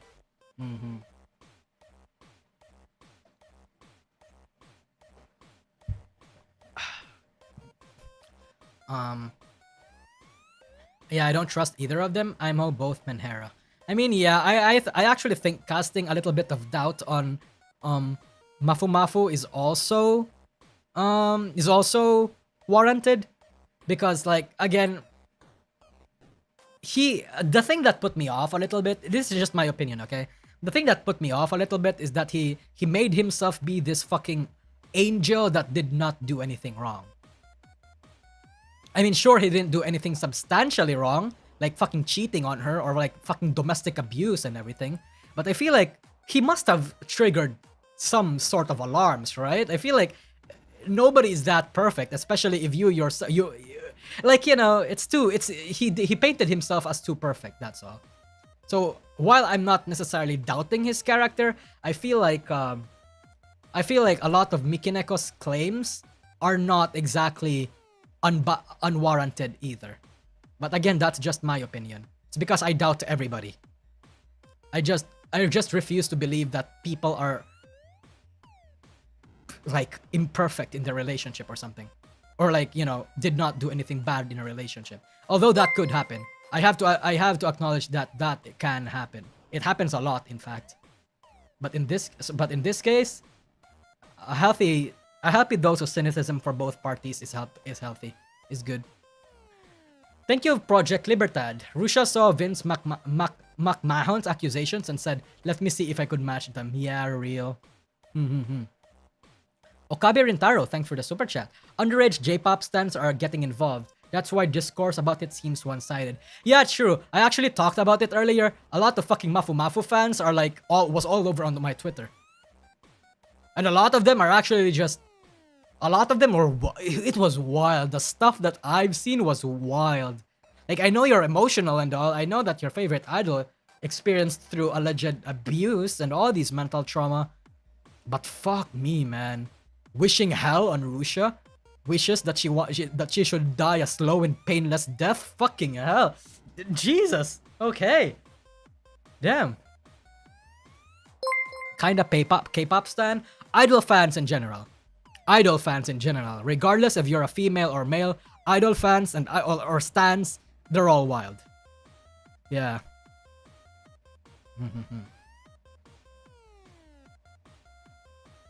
That's the internet for you? Mafumafu fans about to burn the bus. Yeah, true. That is true. But again, yeah, that's basically what it all boils down to. I'm not going to clip this stream, I think.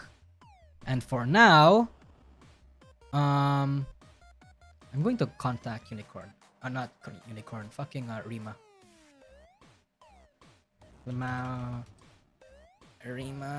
let's go. Alright. Russia doesn't deserve jail, she deserves me. Fuck me, man, shit. Okay, chat. This is what if two men heras get married. Yeah, true, Jayoz. Thanks for the super chat, by the way. Anyway, Rima and I are about to get into the Q&A session, so I hope you guys are still here for that. Let me just call her real quick, and I'm going to transition into our place. Rima, call me. Oh, thank you. Hello. Hello. Oh shit, hold on, you're too loud. Hold on. Talk? Hello. Okay. Talk again. Hello. Okay, chat, is that good? Is the audio good? I think it's good, right? Hi, guys. Yeah, fucking hell, man. What a mess. Right? What a mess. What a mess The indeed. unicorns on suicide watch. Shit. What do you think so far, Rima? I've only got to your stream when you were talking about the MikeNeko response, so I only saw her side. I didn't see what Kore showed on his stream, and I'm really curious to see. There was a mention of screenshots. Have we seen any evidence at all, or is it all up in the air? There were actually some screenshots. But yeah, but it was some screenshots confirming that basically MikeNeko did actually spread like slanderous and misinformation, actually saying to people that he was cheating on him, that he was cheating on her, even though it wasn't real. Yeah, it was like a lot. I showed it on stream briefly earlier, actually. Oh, okay. I'll have to go back and watch that. I mean, there's like, yeah, I feel like all you need to do... Wait, hold on. I'm going to show you that later instead. I'm gonna curate it for you. Yeah. Because apparently there are more accurate translations in like on social media right now, Facebook, Twitter, all that sort of stuff. So I'll just, let me just get that for you. Yeah, some of the translations were pretty scuffed. I want to see better translations. I want to see more evidence, and I'm curious to see how much of those evidence actually. I mean, she did admit to some things, and what do you think in the whole accusations? What are the worst like accusations directed at Russia or MikeNeko right now? Like, what's the worst thing she did? I think in terms of legality, like the law and all that sort of stuff, I think the worst was the fact that she was actually spreading misinformation and slandering him online and like Yeah. spread. Yeah, I think that's like the worst of it. Uh-huh. But in terms of morals, I feel like I don't know if I misunderstood the whole thing earlier, where apparently fucking Russia was like she got like an ex-boyfriend of hers to be like the mediator whenever they'd had fights. And the reason why that boyfriend was siding with Russia was because I don't know if this was just translation issues, was because Russia was apparently like blaspheming, not like what's the term there? Slandering? No, like the thing where the thing blackmailing. Yeah, sorry, like blackmailing her apparently. What? Yeah, like Oh my god. that was what I understood. By the way, I don't know. Again, it could just be mistranslation issues, but Oh yeah, there's this whole thing with another person. Yeah, I was confused about that too. I didn't understand that part. yeah. I feel like we really have to need these people. They really need to have official translators, man. Is all I'm saying. Is all I'm saying. I feel like they don't realize their internet, especially Russia, right? I would expect fucking Russia to have like to recognize the international reach that she has, so she might as well be, I don't know, considerate to a lot of people than to a lot of Release an language. official translation, yeah, because or else we make up our own narratives, and that's also bad. Yeah, I mean that's practically the reason why fucking Cover Corp and Niji Sanji has their own translation team whenever they make important announcements now. Because even when they do rely on fan translations, regardless of how accurate it is, some stuff just don't translate properly. And it Exactly. becomes a fucking problem because a lot of people start misunderstanding, and because people start misunderstanding, a lots of narratives get pushed out there, and it was all fucking weird. And it's all Yep. weird. Yeah. Yeah. I'm surprised she admitted to some things. I mean, the fake her posting on forums and like defaming him is pretty bad. Yeah, the cheaters allegations are bad. The animal abuse allegations also, I feel like they really speak to someone's character, because I've read studies that actual animal abuse is often also tied to like the people that abuse animals, they'll often abuse humans too. It's like a convenient type of abuse. It's like you Yeah. do it to people that are weaker than you. It's a It's pipeline. like horrible. It's horrible. Yeah. Yeah, but apparently that's not true. Okay. MikeNeko said that that's not true. She denied all of that. Yeah. Yeah, I hope so. I mean, the other stuff, her being possessive and jealous, it's like, well, fuck, what do you expect? Isn't that like what you wanted from a Menhera? Like I thought the super devotion is what people are into when they're like, I can fix her and I want a girl like that. They're into the whole jealousy thing. The other stuff is pretty bad. It's pretty damning to her. Yeah. Again, she denied a lot of things, so it basically just became a he said, she said now. But yeah, the whole thing about Menheras, or that having this egotistical thing where you think that you're special enough because this person will change because of you. Yeah, that's a reason why a lot of people want to be in a relationship with a Menhera, or would rather like the appeal. That's the appeal of a Menhera. But I feel like they underestimate how jealous a Menhera can get and how problematic it can become. Yeah, I think they want a Menhera like as an ideology, Yeah. or they idealize it. The But idea of a Menhera, exactly. yes. Exactly. Have you heard about the Yandere girl that actually like stabbed her Yeah. boyfriend, Holy and fuck. people were still into that? Yeah, true. Like, holy shit. So a lot of fucking idol, not just idol fans, but like people like men like to shit on fucking women because they're into serial killers like Ted Bundy and all that kind of shit, right? Like they True. Yeah, Yeah. they actually, a lot of people actually do make fun of women for that, but then you have instances where that fucking yandere killed someone, and then there are men fucking defending her, fucking funding her bailout and everything. It's literally, this kind of issue is not a gender-specific problem. It's a people's problem. It's a universal thing. That is so true. Everybody wants to be that person that is the reason why they change. Yeah, it's the savior complex in all of us. But you're right, it is an ego thing for sure. Yeah. It's just fucking weird, man. It really is. That But is crazy. but hey, this is, I don't know. I really wanted to know why, like, fucking Mafumafu got into this mess. Like, why he decided to dedicate, he decide to dedicate all of it to Russia. Oh, but you know, from what he said, I think it's somewhat understandable. It's like he's very inexperienced when it comes to love. Mm-hmm. They trauma bonded because Russia went through some fucked up stuff in the past. He also went some fucked up stuff in the Oh, past, okay. and some, I feel like that could be a thing. Yeah, it seems like they had like a really tumultuous and explosive relationship. I'm sure the emotions didn't like there on like both sides. I'm Yeah, still hoping, like, I don't know. I of course I love Russia because I've been covering her content. I've been watching her, so, and I don't really know Mafumafu's content, so I'm hoping there is like a redeeming grace for her, but who knows, man. I'm waiting for this to go to court to make a decision on it. I think I'm coping a little bit, I think, because I feel like there has to be some stuff in there that's true because it does sound like Russia. yeah, that's But the thing. Mm.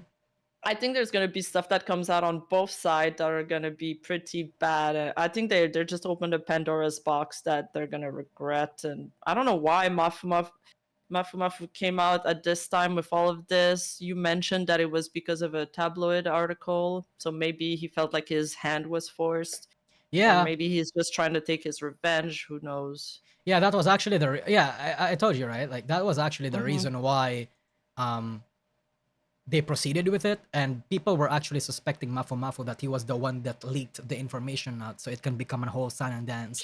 Yeah, and Jesus. Mafumafu denied that, by the way. He denied those allegations.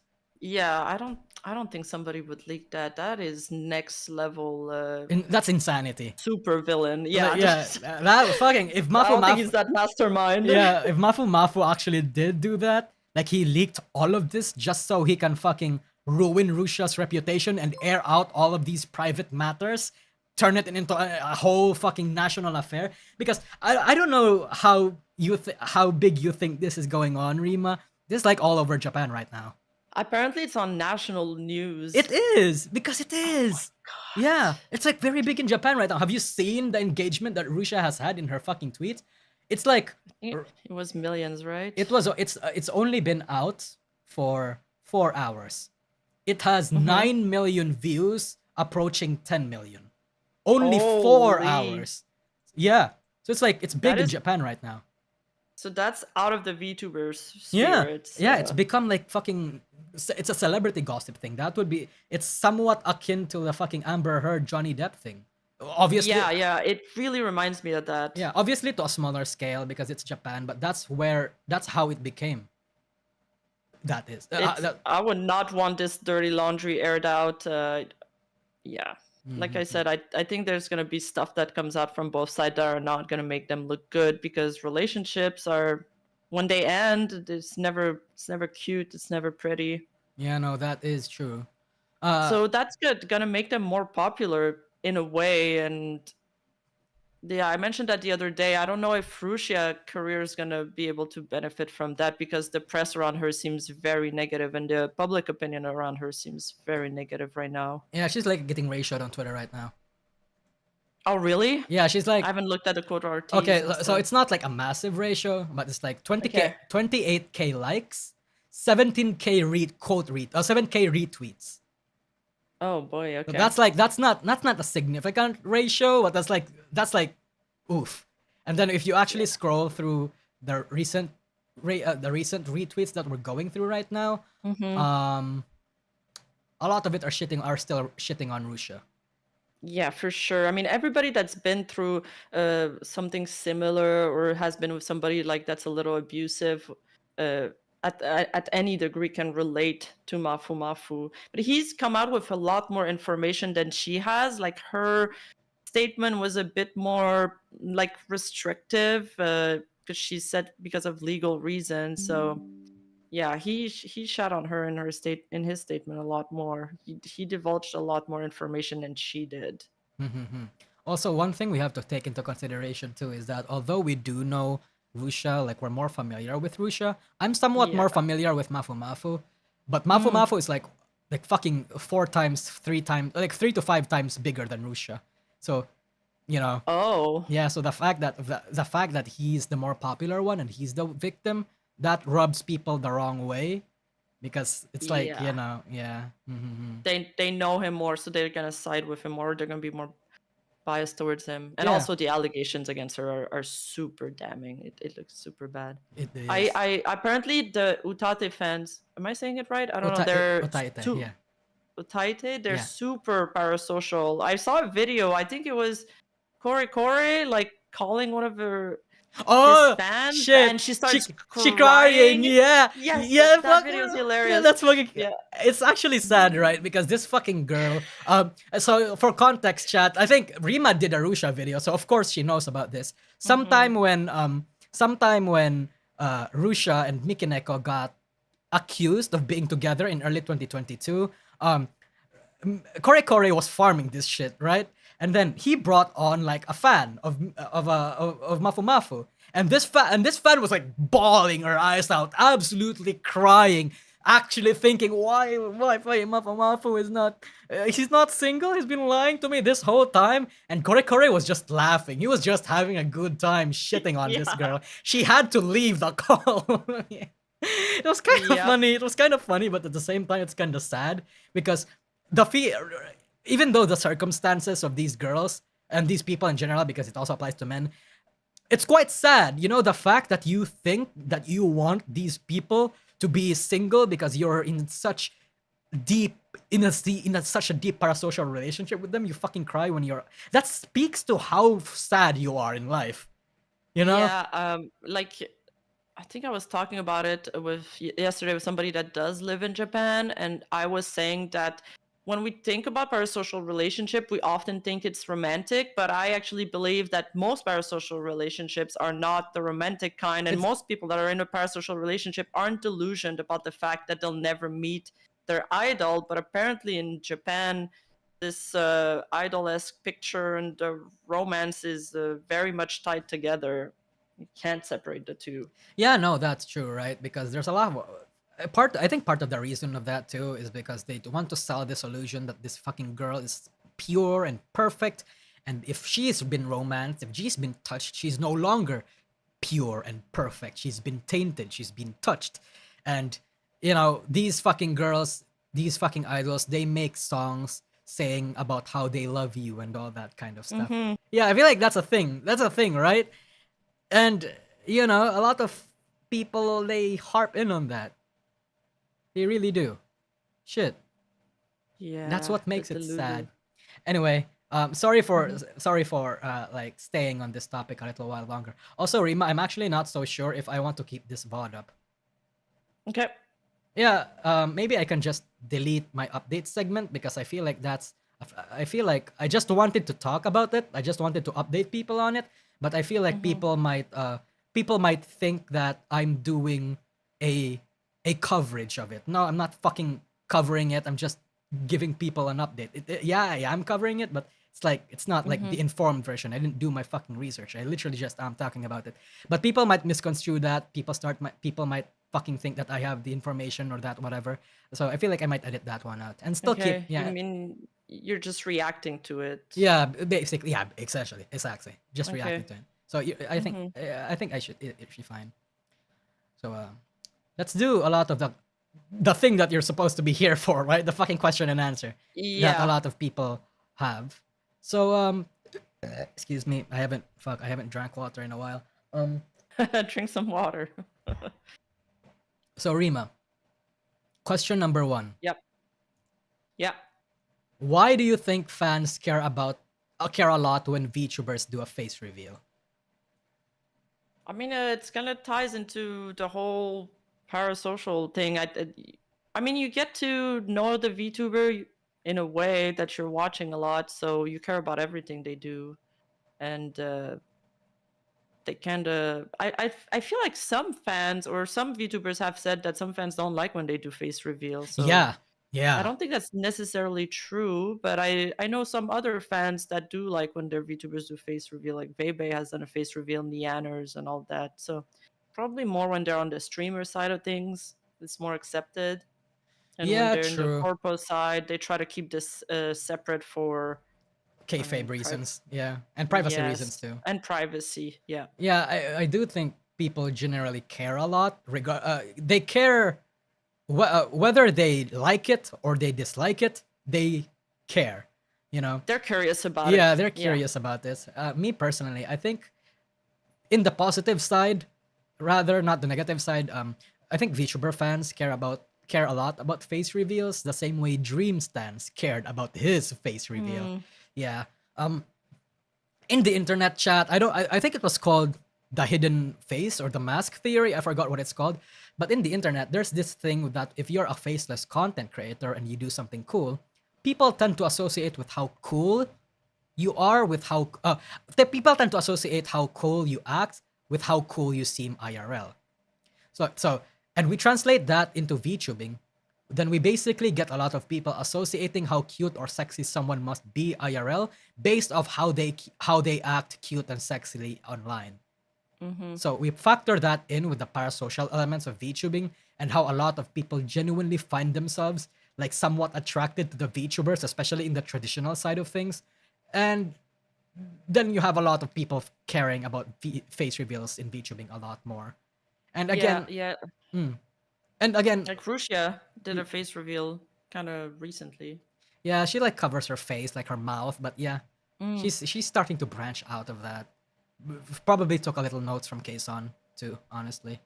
It's gonna come out eventually if she's gonna do some VA stuff. So, Yeah. or because of the court stuff too. Oh shit. Fuck. Is that a thing? I think you're more well Um, versed about me. Like when court, when stuff like this do happens, like public documents in the courts are like publicly accessible for like random people to sift through, or in the United States and in Canada, yes, but I don't know about Japan. oh, And I'm wondering if I don't know if it's during the court case you can do that or after it's done, and then you have access to these public uh, statement or documents. I'm not sure how it works in Japan. so wait, Does anybody in chat know? so like so for example, if you and Kyo get in a legal dispute in the U.S., Uh huh. I get to see your full name, your face, Oh your yeah. address, all that sort of stuff. Yes. Holy Yes. shit! So you Okay. can bet that no VTuber wants to get involved in this drama, and that's the other thing too. No, because no one wants to get dragged in it because that would force their names to be revealed. Like a lot of like actionable information. Yeah. It's Oof. scary. Someone said in chat, Article 82 of the Constitution of Japan stipulates that trials Uh-huh. shall be conducted publicly. Oh, We're not okay. okay, we're not legal professionals there. We're literally just asking chat to do this for us. But if that is the case, like if it actually is public, holy fuck, that's wild. That information is gonna be out there now. Huh. Yeah. I mean, she wanted to be an actress. His name is probably out there, right? If he's like already some kind of idol. Hard I to don't know say. how private utates are. So Yeah, that's fucking true. Oof. Gonna have it is what it is, I guess. yes. So, next question. Here is an interesting one, Rima. I want your thoughts on this. Okay. Let me zoom it in. Sorry, but this is gonna be a long one. In my opinion, there are two types of VTuber cultures. There might be more in different regions, and VTwitters have their own, but who gives a fuck about them? First one is obviously the original one, like Kizuna Ai, Hololive, Nijisanji. The second one is what blew up in the West in early 2022. That was created by Project Melody, Noble, Lost Paws, Nux, Iron Mouse, and Nags, Zentraya, Silverveil, Neanners, Bunny Jiff, to the list. I'm probably forgetting someone. And, you know, so basically, he's asking that if he dumps it down, there is a YouTube culture in VTubing and a Twitch culture, both with their Yeah. own completely different unwritten rules. So my question is, do you agree with this premise? If you do you see these cultures coming together, ignoring each other, or clashing against each other in the future? What do you think? I think they're already started to mix. I mean, VShojo is more on the streamer side, and then all of the corporate VTubers on more on the YouTube side. But now that multi-streaming is back on Twitch, I could see VTubers multi-stream, probably collab with each other. Like K-Son, she's streaming on YouTube, but I think she's done some Twitch streams too. I mean, a lot of fucking Hololive and Nijisanji VTubers actually do the same. They randomly switch platforms. But I also think that the VTuber community is becoming so far and wide, and that there's also going to be all these little cliques that are going to do their own thing, and these little niches that are going to emerge that just going to do their own thing, and maybe the most popular names will intersect at one point. Yeah, but no, I can that is also true. see a lot of, because we see that also with the different kind of VTuber models that are out, the 3D ones and the live 2D ones. They kind of keep to themselves, except Filian, who just knows everybody. Yep, exactly. Yeah, I really do think so too. I actually named these types of things, by the way, too. Like I call the former the traditionalists, or directed or Okay. traditional VTubing, and the latter culture would be called the progressive VTubing. Those terms, I know that those terms carry a lot of political background behind it, like some, but in this context, it doesn't to me. Like, yeah, and in the past, these two cultures have actually clashed a lot. They're starting to mix right now, sure, and I think they're still clashing in small ways right now. But in the past, it was like all out war, bro. Like, and the reason why a lot of people hate EN VTubers back then and prefer JP VTubers, like the traditionalists hates those things, is because they don't like a lot of things that a lot of EN VTubers are doing. They Yeah. are pushing the limit on VTubing a little too much. Like, they're starting to incorporate IRL elements like showing their faces, right? Like what Yep. you talked about earlier. Starting to incorporate politics. Some no longer adhere to kayfabe, and because most VTweeters and small VTuber drama are adjacent towards the progressive side and all that kind of stuff.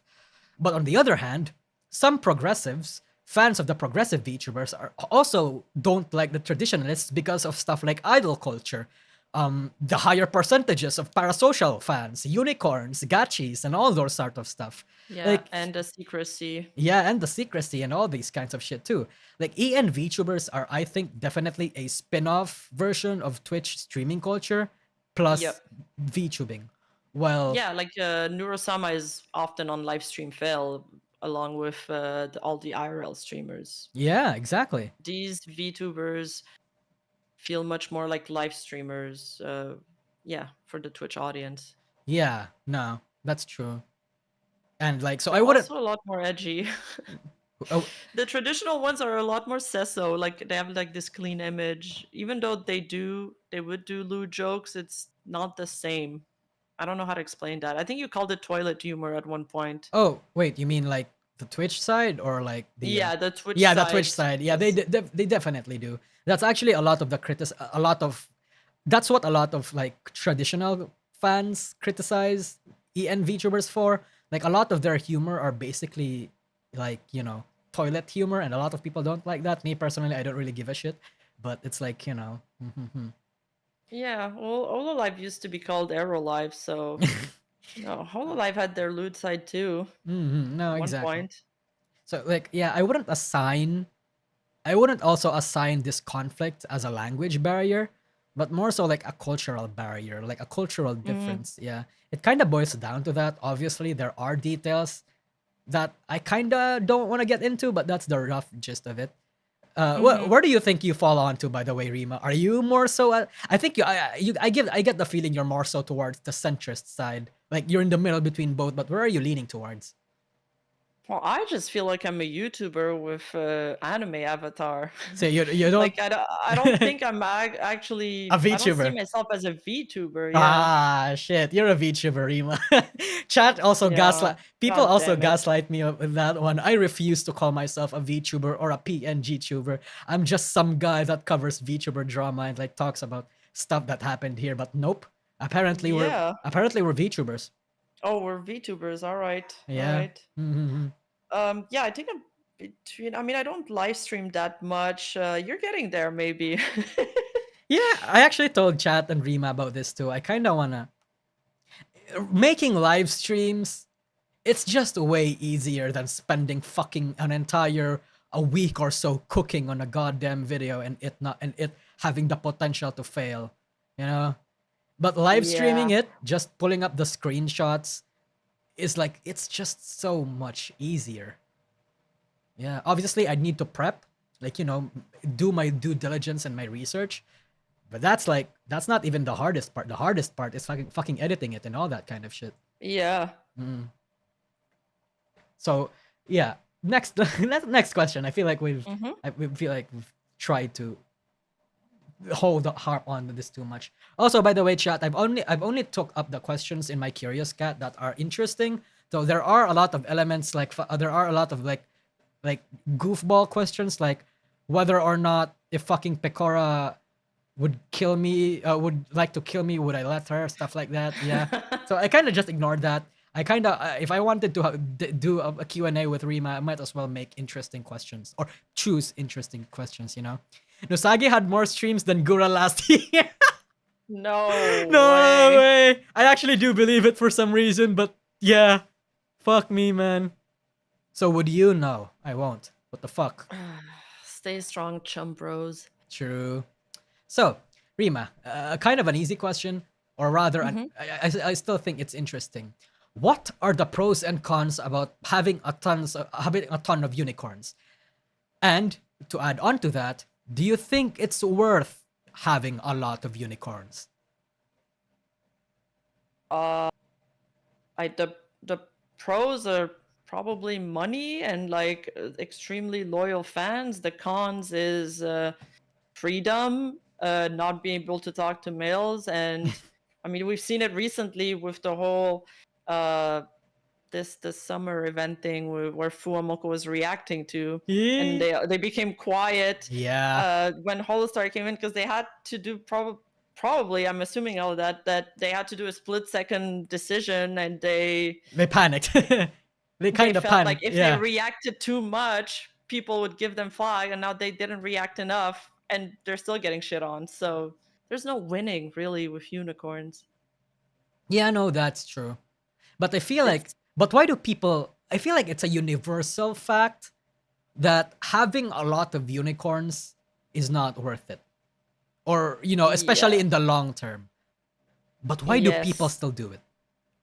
Does it? Do I you don't think? think they do it on purpose. I mean, I think it's better to have fans that are willing to support you as a friend. Like, I often compare like those like membership subs or like donate small donations as like I'm when I'm inviting somebody at the bar and I'm buying them drinks. Like, when you're a friend of somebody, you want to support them. You're like, let's go, bro. Mm-hmm. You want to help them out. And I Mm. think that's a much healthier relationship than having a lot of unicorns fan, because the unicorns throw a lot of tantrums, and then it's more like an abusive relationship that it becomes. Mm. They seem very easily upset. Do you think? Do you think it? Do you think it goes beyond money for some VTubers? Like, You think it's they crave the love of their audience, the attention, or what are you yeah, saying? yeah, that's exactly what I'm saying. I feel like a lot of VTubers actually do it because they like the validation. They like the Yes. attention. Yeah. Yes, absolutely. That definitely could be one of the thing. I'm thinking of Russia right now.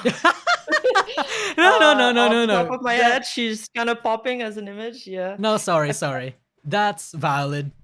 That's valid. Yeah. So this one, Rima. Mhm. Oh shit. Oh, I forgot to crop this one or like separate it. Okay. I'm just gonna zoom it out real quick.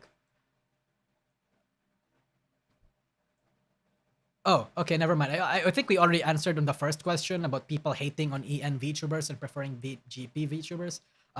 Like I said, there are EN VTubers that hate on the JP culture, and JP cultures that also hate on the EN VTubers. It's not. I don't think it's a language barrier. I think it's a cultural barrier.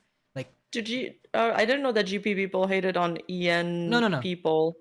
No. Like JP fans hating on EN people. Like Oh yeah, yeah, yeah. the traditionalists. I mean, yeah, hating on like the new people. But how about this one? What do you think is an important change that needs to happen in the VTuber community, Rima? This is a very general question. It's very broad, I know, but what do you think? That's a tough one.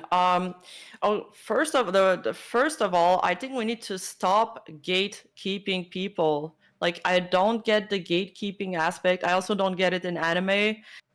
Even on my videos, I see a lot of comments of people gatekeeping and calling people that only watch clips non-fans. It's like, bro, if you support somebody, you're a fan. Not everybody has time to watch 10 hours of live stream a day.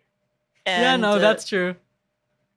You can like something because it's popular. That's fine. Like, if you're trying not to like something just because it's popular, then I'm sorry, but you're a loser. I don't get that. I feel like you're misconstruing gatekeeping for elitism. Elitism. What do you think? Yeah, that could be called elitism too, but I think a lot of people use that, like, they call other people tourists that they feel are not as implicated as they are into supporting their Oshis. Do you still think that's elitism? No, not necessarily. I do actually have. I've also said this. Chat, stop shitting on her. Chat. I mean, nobody's shitting on her. Nobody's shitting on you, Rima. But it's like people are disagreeing with you. Okay. I think That's fine. Yeah, it's fine. It's fine. We have different opinions. We just have to be civil about it. I actually do think a little bit of gatekeeping is important, but I do agree that some forms of elitism, not elitism and gatekeeping is like bullshit. I actually do think that the example that you provided is one case that I think is not that's not good. Fucking obviously, yeah. Like I feel like what you said is true. People, if people think that that people have to do a certain action must catch on to someone 24/7 or else they are not a real VTuber fan. I feel like that's not a thing. Yeah, sure, you're not a dedicated, not a dedicated, but you're not like a deep VTuber fan, but you're a casual fan. I feel like casuals get shit on a lot. I don't think someone being a casual is not a sin. Is all I'm saying, you know? Yeah, like fake fans, fake fans. Like, shut the fuck up, bro. Shut the fuck up. There's no such thing as a fake fan. Just not as a big fan as like any other else, you know? Yeah, I think everybody should be free to enjoy whatever they want to enjoy. And also the other thing is the different kind of models that people want to have. I know there's some kind of feud between live 2D users and 3D models. users? Oh, yeah. Or that the 3D models are looked down upon a lot. That's a great example for when gatekeeping has to be abolished, honestly. I have seen those sorts of people. Yeah, fuck me, man. Back to why I think gatekeeping is... It's back to my other point. Sorry if I'm being confusing, but I think I always imagine, like, would your Oshi that you're trying to defend want you to kind of keep at an arm's length the casual fans? No, they'd want to have the biggest audience that they can. They'd want to have the biggest reach that they can. So the people that are trying to gatekeep are kind of hurting the VTubers that they support more than that. That's why I think that's kind of a negative. And then for the 3D model stuff, that's a whole other ballpark. I feel like we should have I think people should be free to express themselves and represent themselves the way they want to. Sure, I have an affinity for live 2D models because that was my first experience with VTubers. That's how I first discovered them. But I think there's other perks to 3D models that we don't have as live 2D, like freedom of movement, and there's a lot more things you can do. Yeah. The funny thing about that, Rima, I don't know if you know this.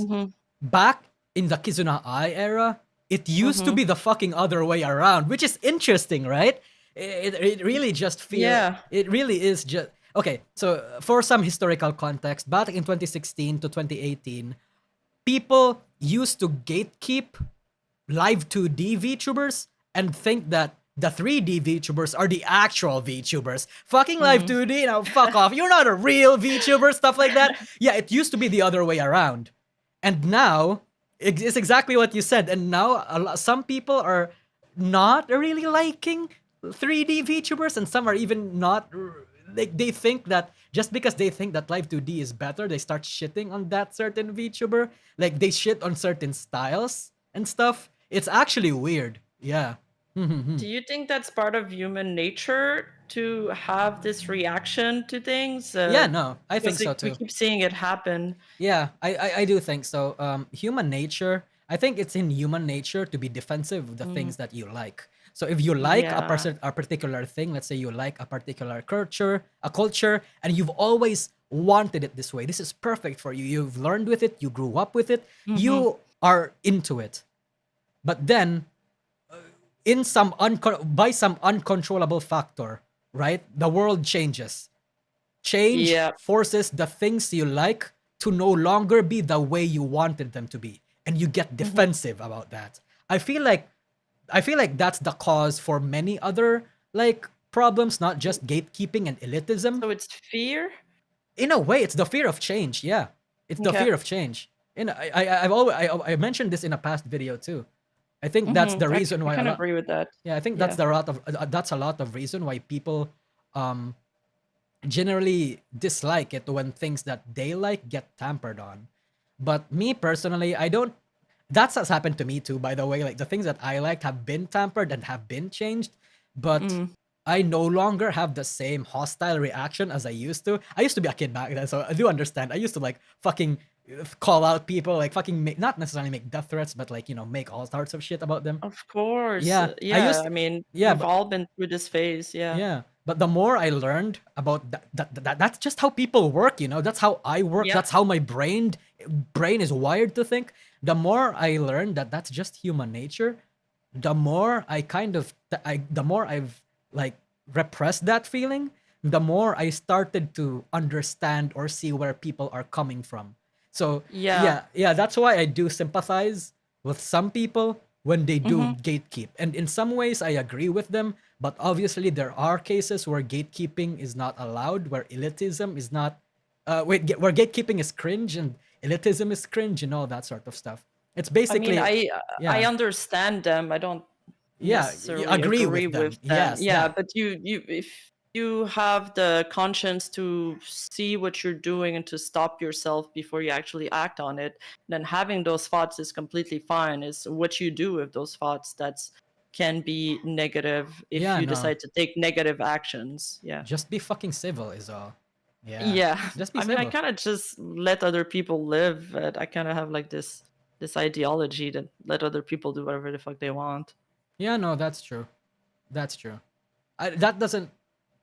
Yeah. Generally, that's what my philosophy, my ethics and my philosophy kind of revolves around too. Just leave people be.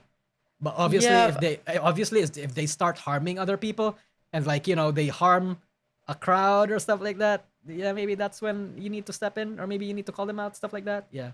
I mean, somebody has a comment that's said that, for example, with the whole localizer thing, they're saying that these people should be gatekept because they are actively hurting the anime industry, which is sort of a good point. I don't really have an answer to that Yeah. yet. I haven't thought about that enough. No, me too.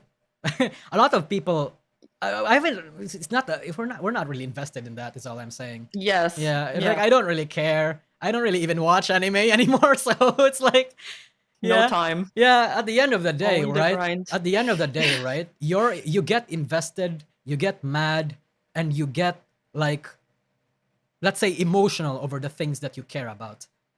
But if you do, Yes. yeah, and if just because you care about the things you're passionate and you're emotional about the things you care about, doesn't mean that you should make other people care about what you think too. Obviously, it's different and it's a case by case basis, but generally speaking, just fucking let people be, I guess. Yeah. Yeah. Trying to control what's out of your control is just gonna be hurtful to yourself at the very end of the day. Yeah, no, Is that's true. you It's true. have to just let it go. Yeah. You can't control other people. You can't control other factors outside of yourself. You can only control what you do. That is true. So, next question. Next question.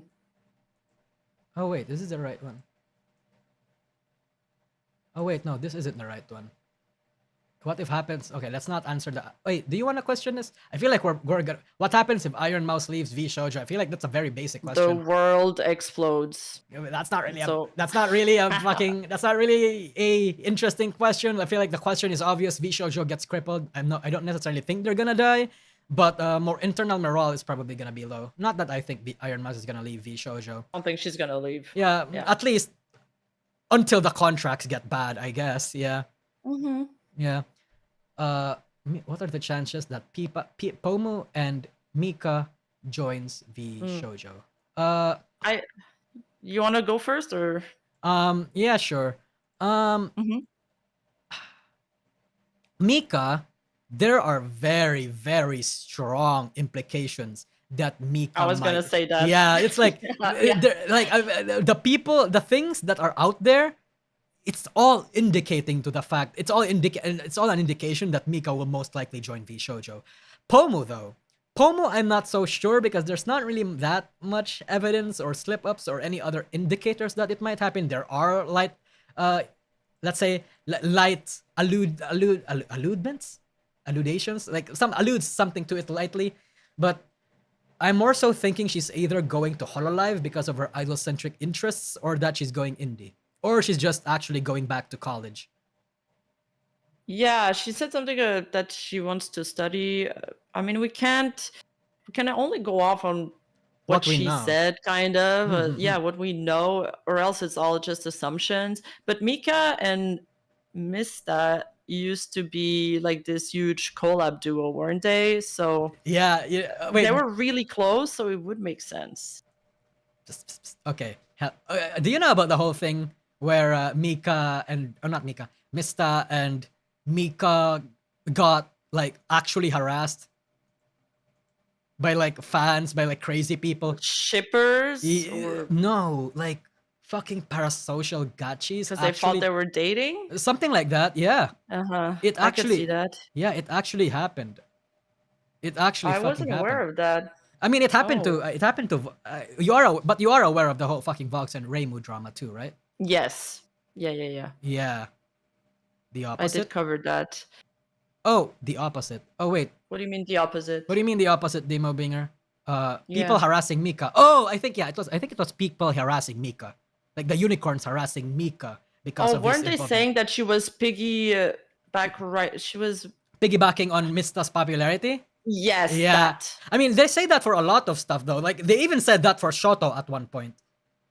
Like Luxium, yeah, like some background on Shoto. Shoto was this relatively small nobody back in like 2021, but when he started collabing with Luxium and like Yeah. the Niji sisters, like the female fan base of Niji Sanji started forming. They started to form around the Luxium, Noctix, and Shoto group. And then, other male VTubers also came in and also somewhat benefited from Luxium. In a way, I kind of have to agree that it's sort of like piggybacking, but I don't necessarily think that Shoto is or the other people are where they are right now solely because they're friends with fucking Luxium. Because Yeah, I feel like and if you're not entertaining or you're not skilled enough to retain that fan base is not gonna stick. The fact of the matter that they did stick means that Shoto is doing something like special. I may not. Yeah, and he probably didn't have this whole plan going in, like, oh, I'm gonna use them for clout. Yeah. Not nefarious. But it just happened. But there was someone that actually did try to do that, though. Do you know about this? Really? Yeah. So it's that we were going to actually go into the Chinese territory here. Okay. Yeah. So there was this guy named Kyoka, which was the CEO for this VTuber agency. What chat? What was the VTuber agency called again? I forgot. Hold on. Kyoka VTuber agency. I forgot. He was like the CEO for a VTuber. Overidia, yeah. Overidia. I don't know, but it was this VTuber agency or this fucking person called group called Overidia, and he was like the main honcho for this group. And then he got a shit ton of allegations. Well, not allegations. A lot of it was confirmed and stuff like that. He abused his wife, fucking like treated her like an ATM machine and all that kind of. Generally speaking, What? this guy is a horrible person. And then Okay. DMs were out there that he was scheming. Like he was fucking this Machiavellian, the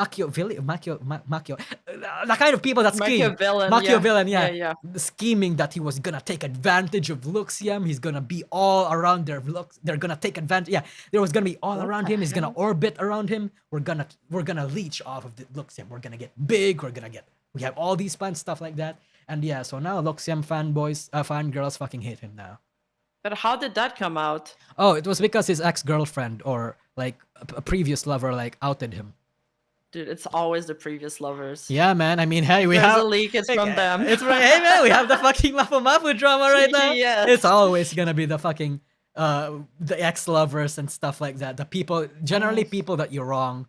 Yeah. So it was fucking interesting how people develop here. Shit, man. Yeah, that's what happens when you try to force things too much and you try to use other people. I guess karma. Yeah, no, I agree. I feel like a lot of fucking EN VTubers and indie does that too. Like I think it's the smaller. I feel like that's the stuff that I see on Twitter. Like the there's smaller a Twitlonger. Yeah. Yeah, I don't know why it's always with the smaller VTubers. Yeah, okay. You have seen the whole discussion about how collabs are purely business, right? What do you think about that? No, it's okay, chat. Okay, chat. Look, I trust that you guys are like civilized people. I don't care if you guys disagree with Rima. Rima and I disagrees on a lot of things too. Just be fucking civil about it, stuff like that. But yeah, what do you think We're about having that? a discussion with chat too. It's fine. Yeah. I mean, my opinions is not set in stone. It's evolving. Okay. So I'm happy to see other people's point of view too. About the collabs being strictly business, I think people underestimate or overestimate the importance of collabs. Like as a streamers, you can collab with a lot of people. That doesn't mean that their audience is necessarily going to become yours. And I don't know why, even back when I was streaming, I was like closer to that culture.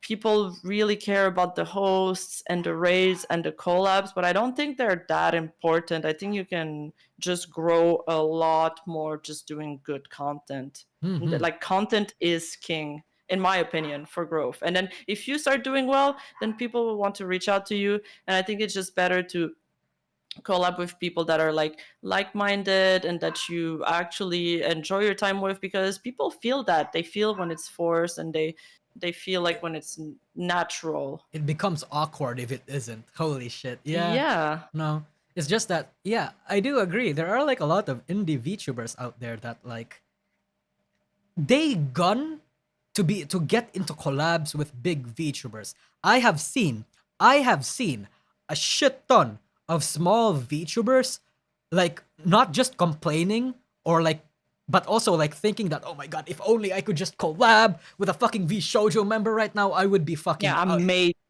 Yeah. Yeah, it's stuff like that, right? So I feel like it's that kind of sentiment is popular among let's say relatively small VTubers. Well, not necessarily relatively small, but like somewhere in the mid-range, maybe like low to mid-range. But the big VTubers tend to have the opposite. But I think that's like, I feel like that's justifiable. I feel like the reason why a lot of big VTubers have the opinion that collabs should only be friends only or people that you're friends with is because they probably have experienced something like that in the past too. Like they feel that people are just in it because of their clout, and they're looking to steal some and leech off of them, steal some fan base out of them. I feel like they have that happen, and now they just don't have the time to do that anymore. They don't have the need to do that anymore. Yeah. Yeah. So So do you think collabs are more of a business prospect, or how do you feel about that? I see a lot of people in the chat saying that collabs are like a marketing tool. Yeah, Yeah, I guess, I but they can guess. also be a good way to make Object, content yeah, like, kind of yeah, easily. yeah, chat. Objectively speaking, it is a market. It is like a Mm-hmm. marketing tool, but like morally speaking, or like what is considered quote unquote right? What's what our take on it? It's like me personally, I think you really should only, well, not necessarily only, but you should try as much to limit your collabs to people whose company you enjoy with. You shouldn't try to force Yeah. anything. But on the other hand, I do see why a lot of people will think that it's a networking thing. Like it should be done for a like as a business move more so than Yeah. anything. Because here's the thing, Rima. The greater discussion for that, you see, is like when people think that the people you collab with are your Mm-hmm. friends. What do you feel about that?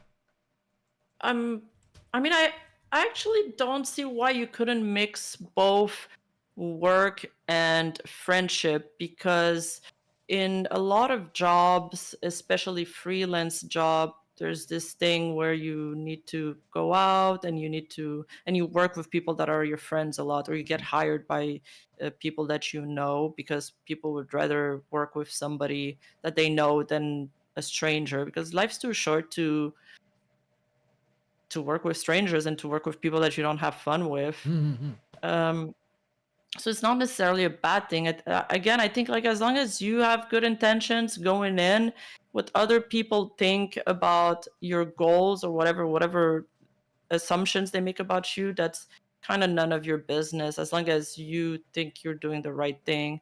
I personally don't reach out for collabs a lot, but Mm-hmm. I've been enjoying our collabs, for example, and I did one with the group that we know, Mm-hmm. Yam Albat yesterday, and that was cool too, because like I know them already, so I felt more comfortable going in. I think I'd be nervous to go in with a collab that with somebody that I've never spoken with.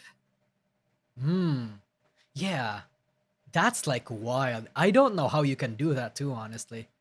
Like there are, Yeah. yeah, it's like I don't know how people think putting the same people or putting two different people who've never met in each other to like talk and have like an interesting conversation or like have a fun banter or all that kind of stuff. I don't know how that can work. I mean, wouldn't, maybe it's just us, Rima. Maybe we just would like to see that we're too careful, basically. Like, you know, we Maybe we're don't, too introverted. yeah, like we try our best to not step on anybody's toes. We want to Mm-hmm. be as safe as possible. We want to avoid offending other people. Maybe it's an us problem because I feel like in terms of Yeah. personality, we're kind of the same.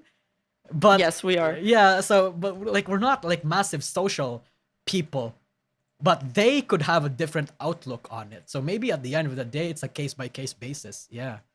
I also find it harder to collab. Like it's just easier for me to keep on pumping out videos or work on my next script or something that I know is gonna do relatively well. Uh, and then the collab is like you have to be mindful of the other person. You have to make sure that you're not speaking over them. Like it's more nerve wracking for me because Yeah, I true. want to be careful about the other person, and I want to be like respectful. So there's that. And I mean, and also I feel I want to be able to bring something to the table. If I feel like I'm not bringing anything, I'm gonna feel bad about it. I'm probably not gonna reach out to them, because there have been some like large creators that have reached out for things and I haven't really responded because I don't feel like I'm ready, and I don't feel like I have enough to bring in to make it interesting.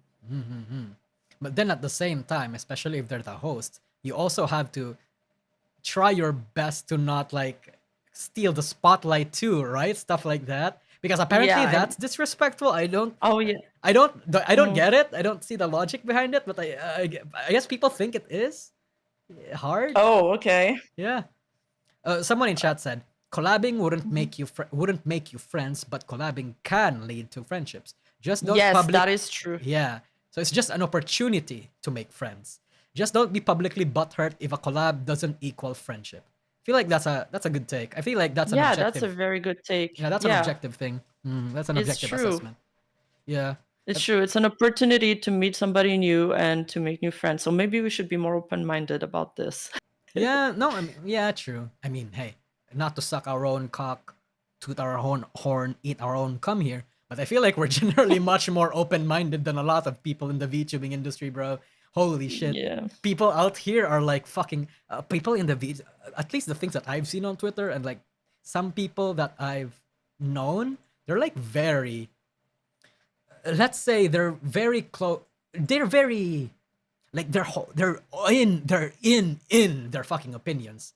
They're not willing to fucking compromise and all that kind of stuff. Nope. You try to bring in an argument or disagree with them, they get defensive, vindicative, even question the friendship that you have, stuff like that. I feel like I feel like we're not those kinds of people, and I don't think we should be. Yeah. No, hopefully not. I had a thought, but I forgot about it. Oh, oops. Never mind. Brain fart. Here we go. Yeah, I had something to add, but I forgot. But I think in general, collabs can be cool. Oh yeah, I remember now. I think it's mostly audiences that make up assumptions sometimes about the collab. Sometimes there's really nothing going on that is bad between the people, or some fans are offended on behalf of the streamer when about it, like maybe somebody they collab with made a joke, like the mama joke that Vox did. Oh at one point. shit! Yeah, I remember that one. And people got upset with that, but then the person he did the yo mama joke to was not offended by it, so they're offended on behalf of somebody else. I think that's kind of crazy. Holy fuck, that is actually crazy. That almost happens in like a lot of other big circles too, right? Like holy shit, there was this fucking one big VTuber, Chinese VTuber agency. I really need to I feel like we need to talk, we need to have another stream or something deep diving into the Chinese side of the industry, because that shit is another world right there. There is drama there. Yeah, like bro, if you think the fucking 2% from Nijisanji and shit was bad, imagine 0.5%. Oh my god. Yeah, man, it's actually fucking rough. Yeah. It's just weird. That's actually Black Company. No, it is. A lot of the Chinese VTuber agencies are. Some of them are actually state-sponsored too. Like, have you seen that fucking thing? What? Yeah, like a lot of... Like, have you seen that thing where China actually tried to make a state-sponsored VTuber?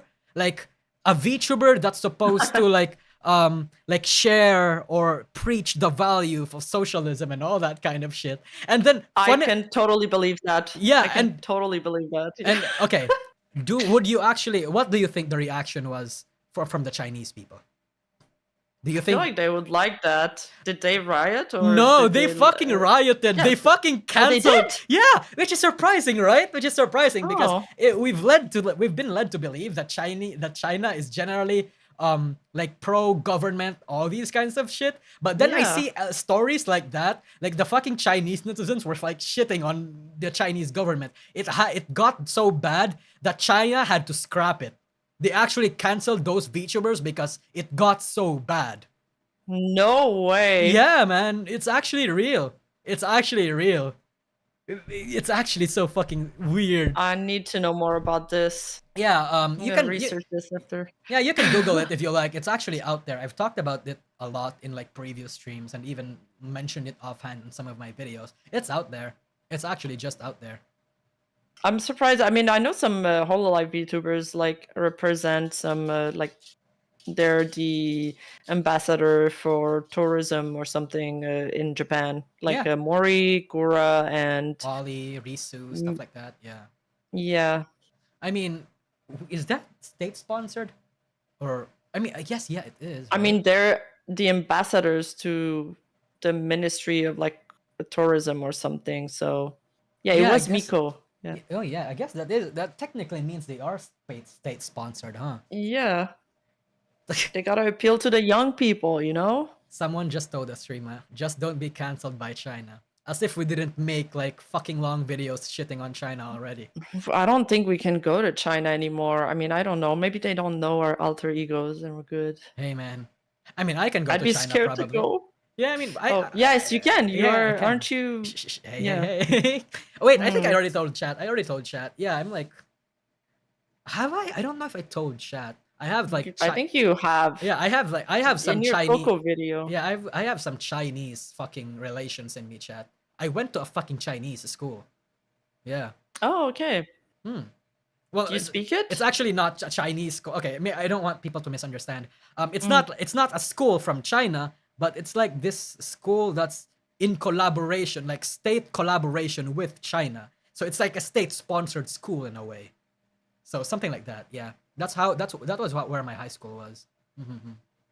Do you speak? I even mentioned this in my Coco video. Yeah, I used to speak a lot of, well, I wouldn't say I'm fluent on it. I can understand it. I can read the words, but Oh, speaking that's it, great. yeah, but I've actually lost touch. Like it's very very rusty now because when you don't use language, when you don't use a particular language for too long, you tend to forget about it. Yeah. Yeah, which Yeah. is something that I didn't think was possible. Like, holy shit, man, I don't even really know how to speak that much Tagalog anymore. My own fucking native tongue, I forgot how to speak. That's unlucky. You could tell us about all the drama that goes there with the agencies. In China or in Yeah, in China. Oh yeah, I've actually even talked about it too. I've made in my drama tier list. I've brought up a lot of like old Chinese drama stuff. Like again, you remember the whole 5% thing that I told you about? That there was this one Chinese agency called I think it was ASOL. Yeah, it was ASOL, and this girl was like doing a lot for this company, but then in her PL accounts, she started fucking, she started fucking ranting about how there was a lot of unfair pay. She was getting wounded. She was passing out. She Jeez. was describing basically that she was under a black company environment, and a lot of Chinese fans fucking went on fire at that. They were like fucking snapping at the agency, but then the agency terminated her and denied the allegations. And then Okay. yeah, and I unfortunately don't know the follow up to that. I don't know her PL account or how ASOL is currently doing. I imagine ASOL is still doing well because people tend to forget about drama like that. I mean, fucking if Waktor can still like if Waktor can still operate for an entire goddamn year, literally after the whole Shino Lila thing, How? I imagine a fucking Chinese company would. I'm do the surprised some same. of VTubers re-signed with them and they're gonna reincarnate under their new agency. Yeah, right. It's gonna. The fact that they're fucking back, like they're. That's fucking crazy. back. I knew VTubers reincarnated to like shed their old skin and get rid of some drama. I didn't know agencies did that too. That is new to me. Yeah, that's technically legal because at the end of the day, the agency owns the goddamn IP, right? But a lot of people, a lot of fans just look down on it. So a lot of other VTubers don't. A lot of VTuber agencies just don't do it just because they don't care about the fan base. But I guess in the case of Waktor, everybody fucking hates them, right?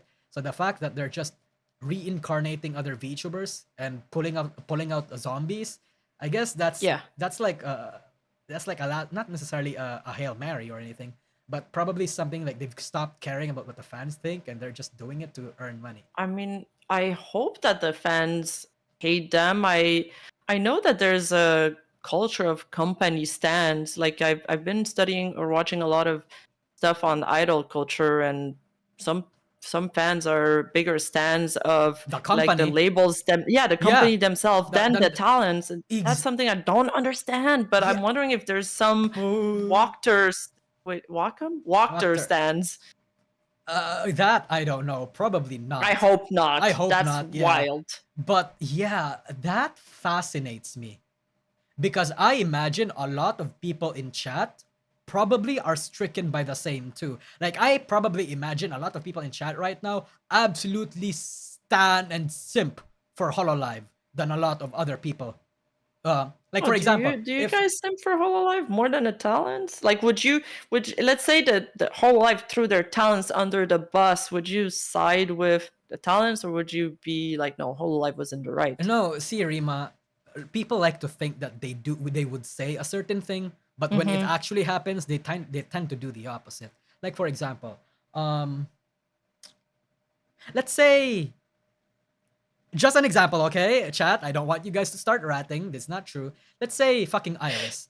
Let's say Mm-hmm. Iris comes out there in her PL account, starts saying shit like, "Oh my god, my fucking previous company is a black company. Oh my god, I'm getting harassed by my management." You damn well know there are gonna be people defending Hololive.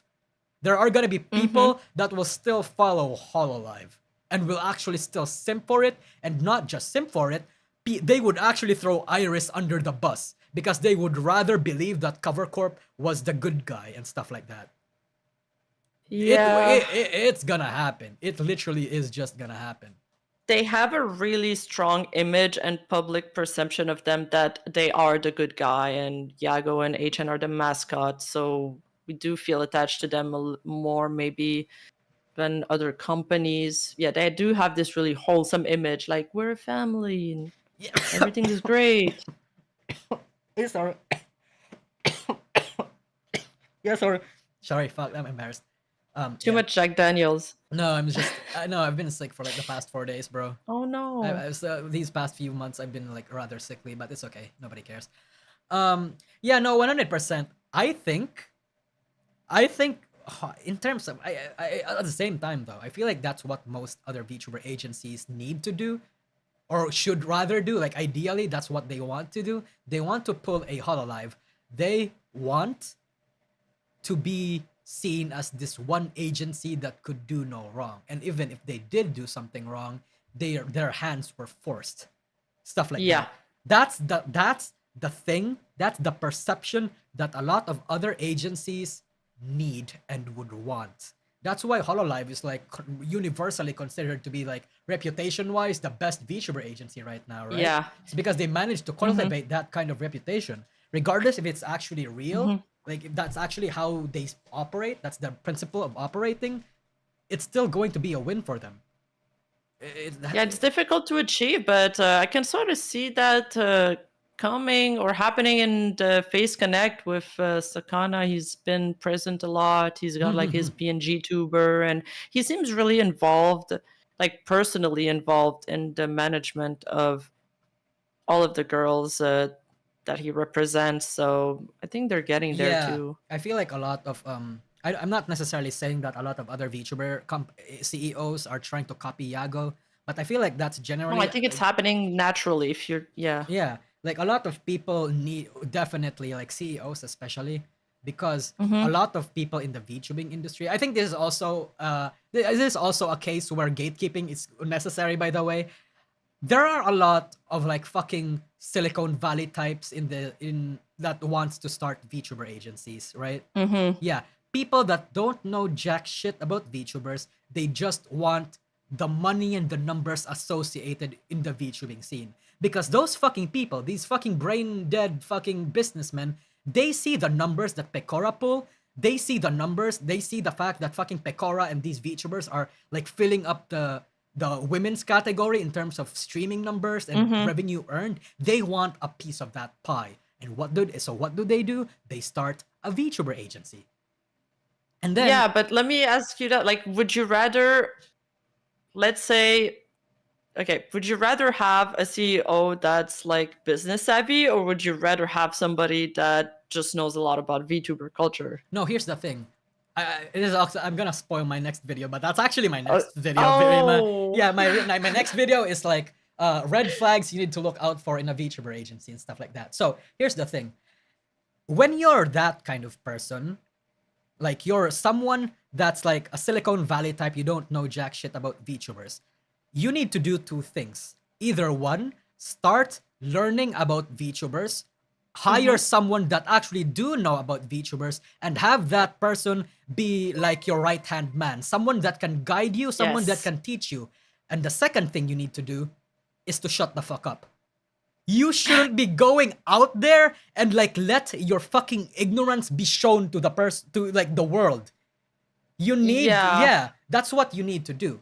But Leave the creative side to the creative to the people. people that know, know what Exactly. they're doing. Yeah, I had the same take yesterday. Yeah. Exactly. I said, if you don't know anything about it, you need to have somebody you can rely on that knows, that's in the know of what's trending and Exactly. what people do. Yeah, it's better to say nothing than to say something absolutely stupid. Sorry. But I Sorry. think you need to have somebody that's business savvy at the helm too, No, to make true. it work. That's why there's two types. No, no, that's actually true. That's why there's two types here. There are people that are business savvy that need to consult with creative people, or that people that are in the know, or people that are creative and people that are in the know that'll get someone that is actually business savvy. Yeah. That's what people need to do in this industry. Of course, that's not gonna guarantee your success, but it will at least guarantee that you're doing anything, that you're doing things right, that the talents are taken care of, but at the same time you are making the appropriate business decisions.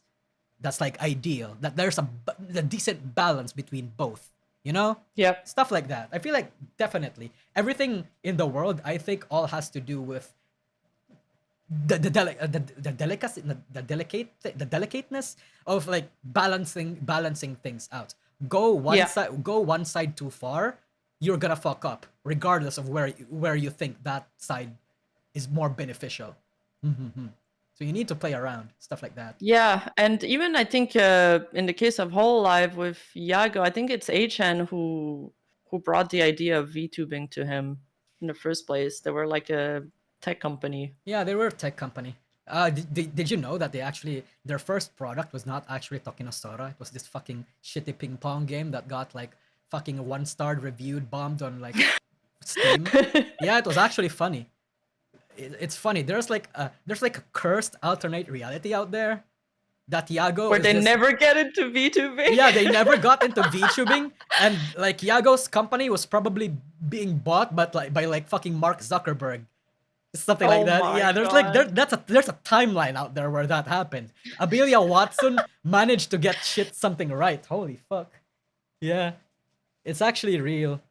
And then, not like this. And then stuff like that. It's just interesting how this industry works. I mean, that's why people like us have to study it, right? I mean, me personally, that's like, I don't know if I told you this, Rima. I'm not actually that passionate about content creating. I am passionate about VTubing. So that passion can take into many forms. Yeah. That's why I'm kind of that's why I get burnt out quicker than your average content creator too. I mean, I've already told chat this, so it should be fine.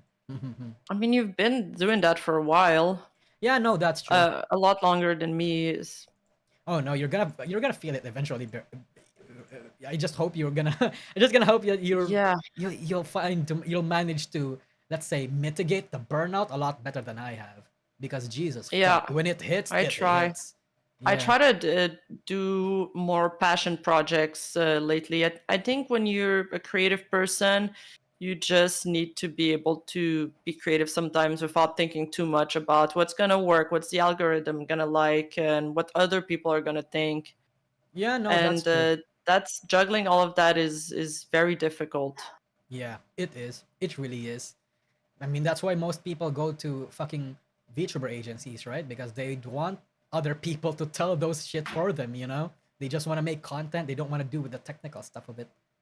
Yeah, they want to focus on the content only. I actually like doing the outreach stuff too, when negotiating with sponsors and all of that. I like that part. Wait, really? What do you mean? I feel like I'm an adult when I do that. What do you mean? Like negotiating how like much? pitching people and all of that. You do that? You can do that? I didn't know you could do that. Not you personally, but like you can reach out to sponsors? Yeah, of course. So like theoretically, I can go to fucking NordVPN and ask to be sponsored on my next video. Yes. You can do that? Yes. I didn't know you can do that. I thought they reached out All to right, you. we're gonna talk after the stream. Okay, Yeah. okay, holy shit. Yeah. Fuck me, man. I genuinely didn't know you can do that. I mean, there are. Yeah. I was aware that there were like partner programs that you can apply to, but I didn't know you can do that Nah. specifically. The partner programs are always dog shit. They're gonna give you an affiliate link, and it's Oh, not worth it. oh, it's like a commission thing where like, Yeah, or they're like, oh, you work your way up to being a partner. Like, nah, fuck that. You don't have time for that. Just you want like affiliate links don't pay your rent or your next video editing. yeah, no, And the that's video true. editing for the kind of videos we do is kind of expensive. It is so. expensive. I mean, I have a fucking art, an editor right now that's not really available all the time. And it's like the reason why I have him is because he's the cheapest that I can find, and that can do relatively Yep. simple work. And he's aware with my content. He's a fan too, so we'd like to collab and stuff. That's good. I was actually looking at some other editors too that would like to edit for me, and I'm like, some of them, I just can't afford it, man. Like I earn like an average of 900 to an average of like $900 a month. Yeah. Yeah, I know. Like people think that like the YouTube grind. Oh my god, he's super rich. It's like not no, that- it really doesn't pay that much. Yeah. And I heard some people that know a lot more about like I was talking to some like agency owners, like they own marketing agencies that represent a lot of YouTubers and big ones, like with millions and millions of subscribers. And they're saying that the economy is changing a lot. Like a lot of sponsors that used to have all of this money allocated to content creators is changing. Now they're a lot more difficult. They're a lot more strict on underperforming videos. Mm-hmm. And for them, like underperforming videos is like 100K views and less. So the bar is really high up, and they're starting to diversify like their marketing budget a lot more, not just in YouTube. So yeah, the bubble is bursting. Yeah, it does kind of feel like that. Because the sponsors that I did get back in 2023 were entirely different from the sponsors that I got back in really? 2022. Yeah, back then, That's bro. interesting. Like right now, I don't know if you have this, but right now there's these things where a lot of sponsors have to say that you need to get a certain number of views, and if you don't achieve that in the next like month or so, like in like literally 30 days from now or like a couple of weeks They from only now, care about 30 days. yeah, you need to make a follow-up post from Twitter or like make a post on your YouTube. Yes. Or maybe sometimes they'll ask you to do another ad in your next video. and Yes. for free. Yeah, and for free. Like nobody did that before. And I'm like, okay, I get it. Like the fucking the companies that are sponsoring us would like to see some ROI, like make that the money that they pump out there actually put out results.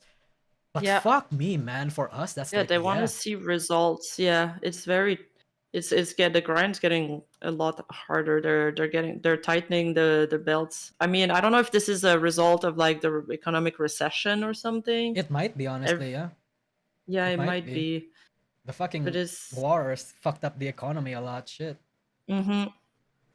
And and there's a lot of competition. Like we're pretty small compared to what's out there. Like they don't give a shit if you're in the VTuber niche. For them, you're in the anime niche, and anyway, there's not that many products that caters to anime fans. Like picking between, let's say, my channel and I don't know, I don't know, the internet historian or somebody with millions of subs, why wouldn't they just sponsor him? You know, they have all of this picking. They have so much choices. And one other problem too is these smaller content creators are also easy picking, I think.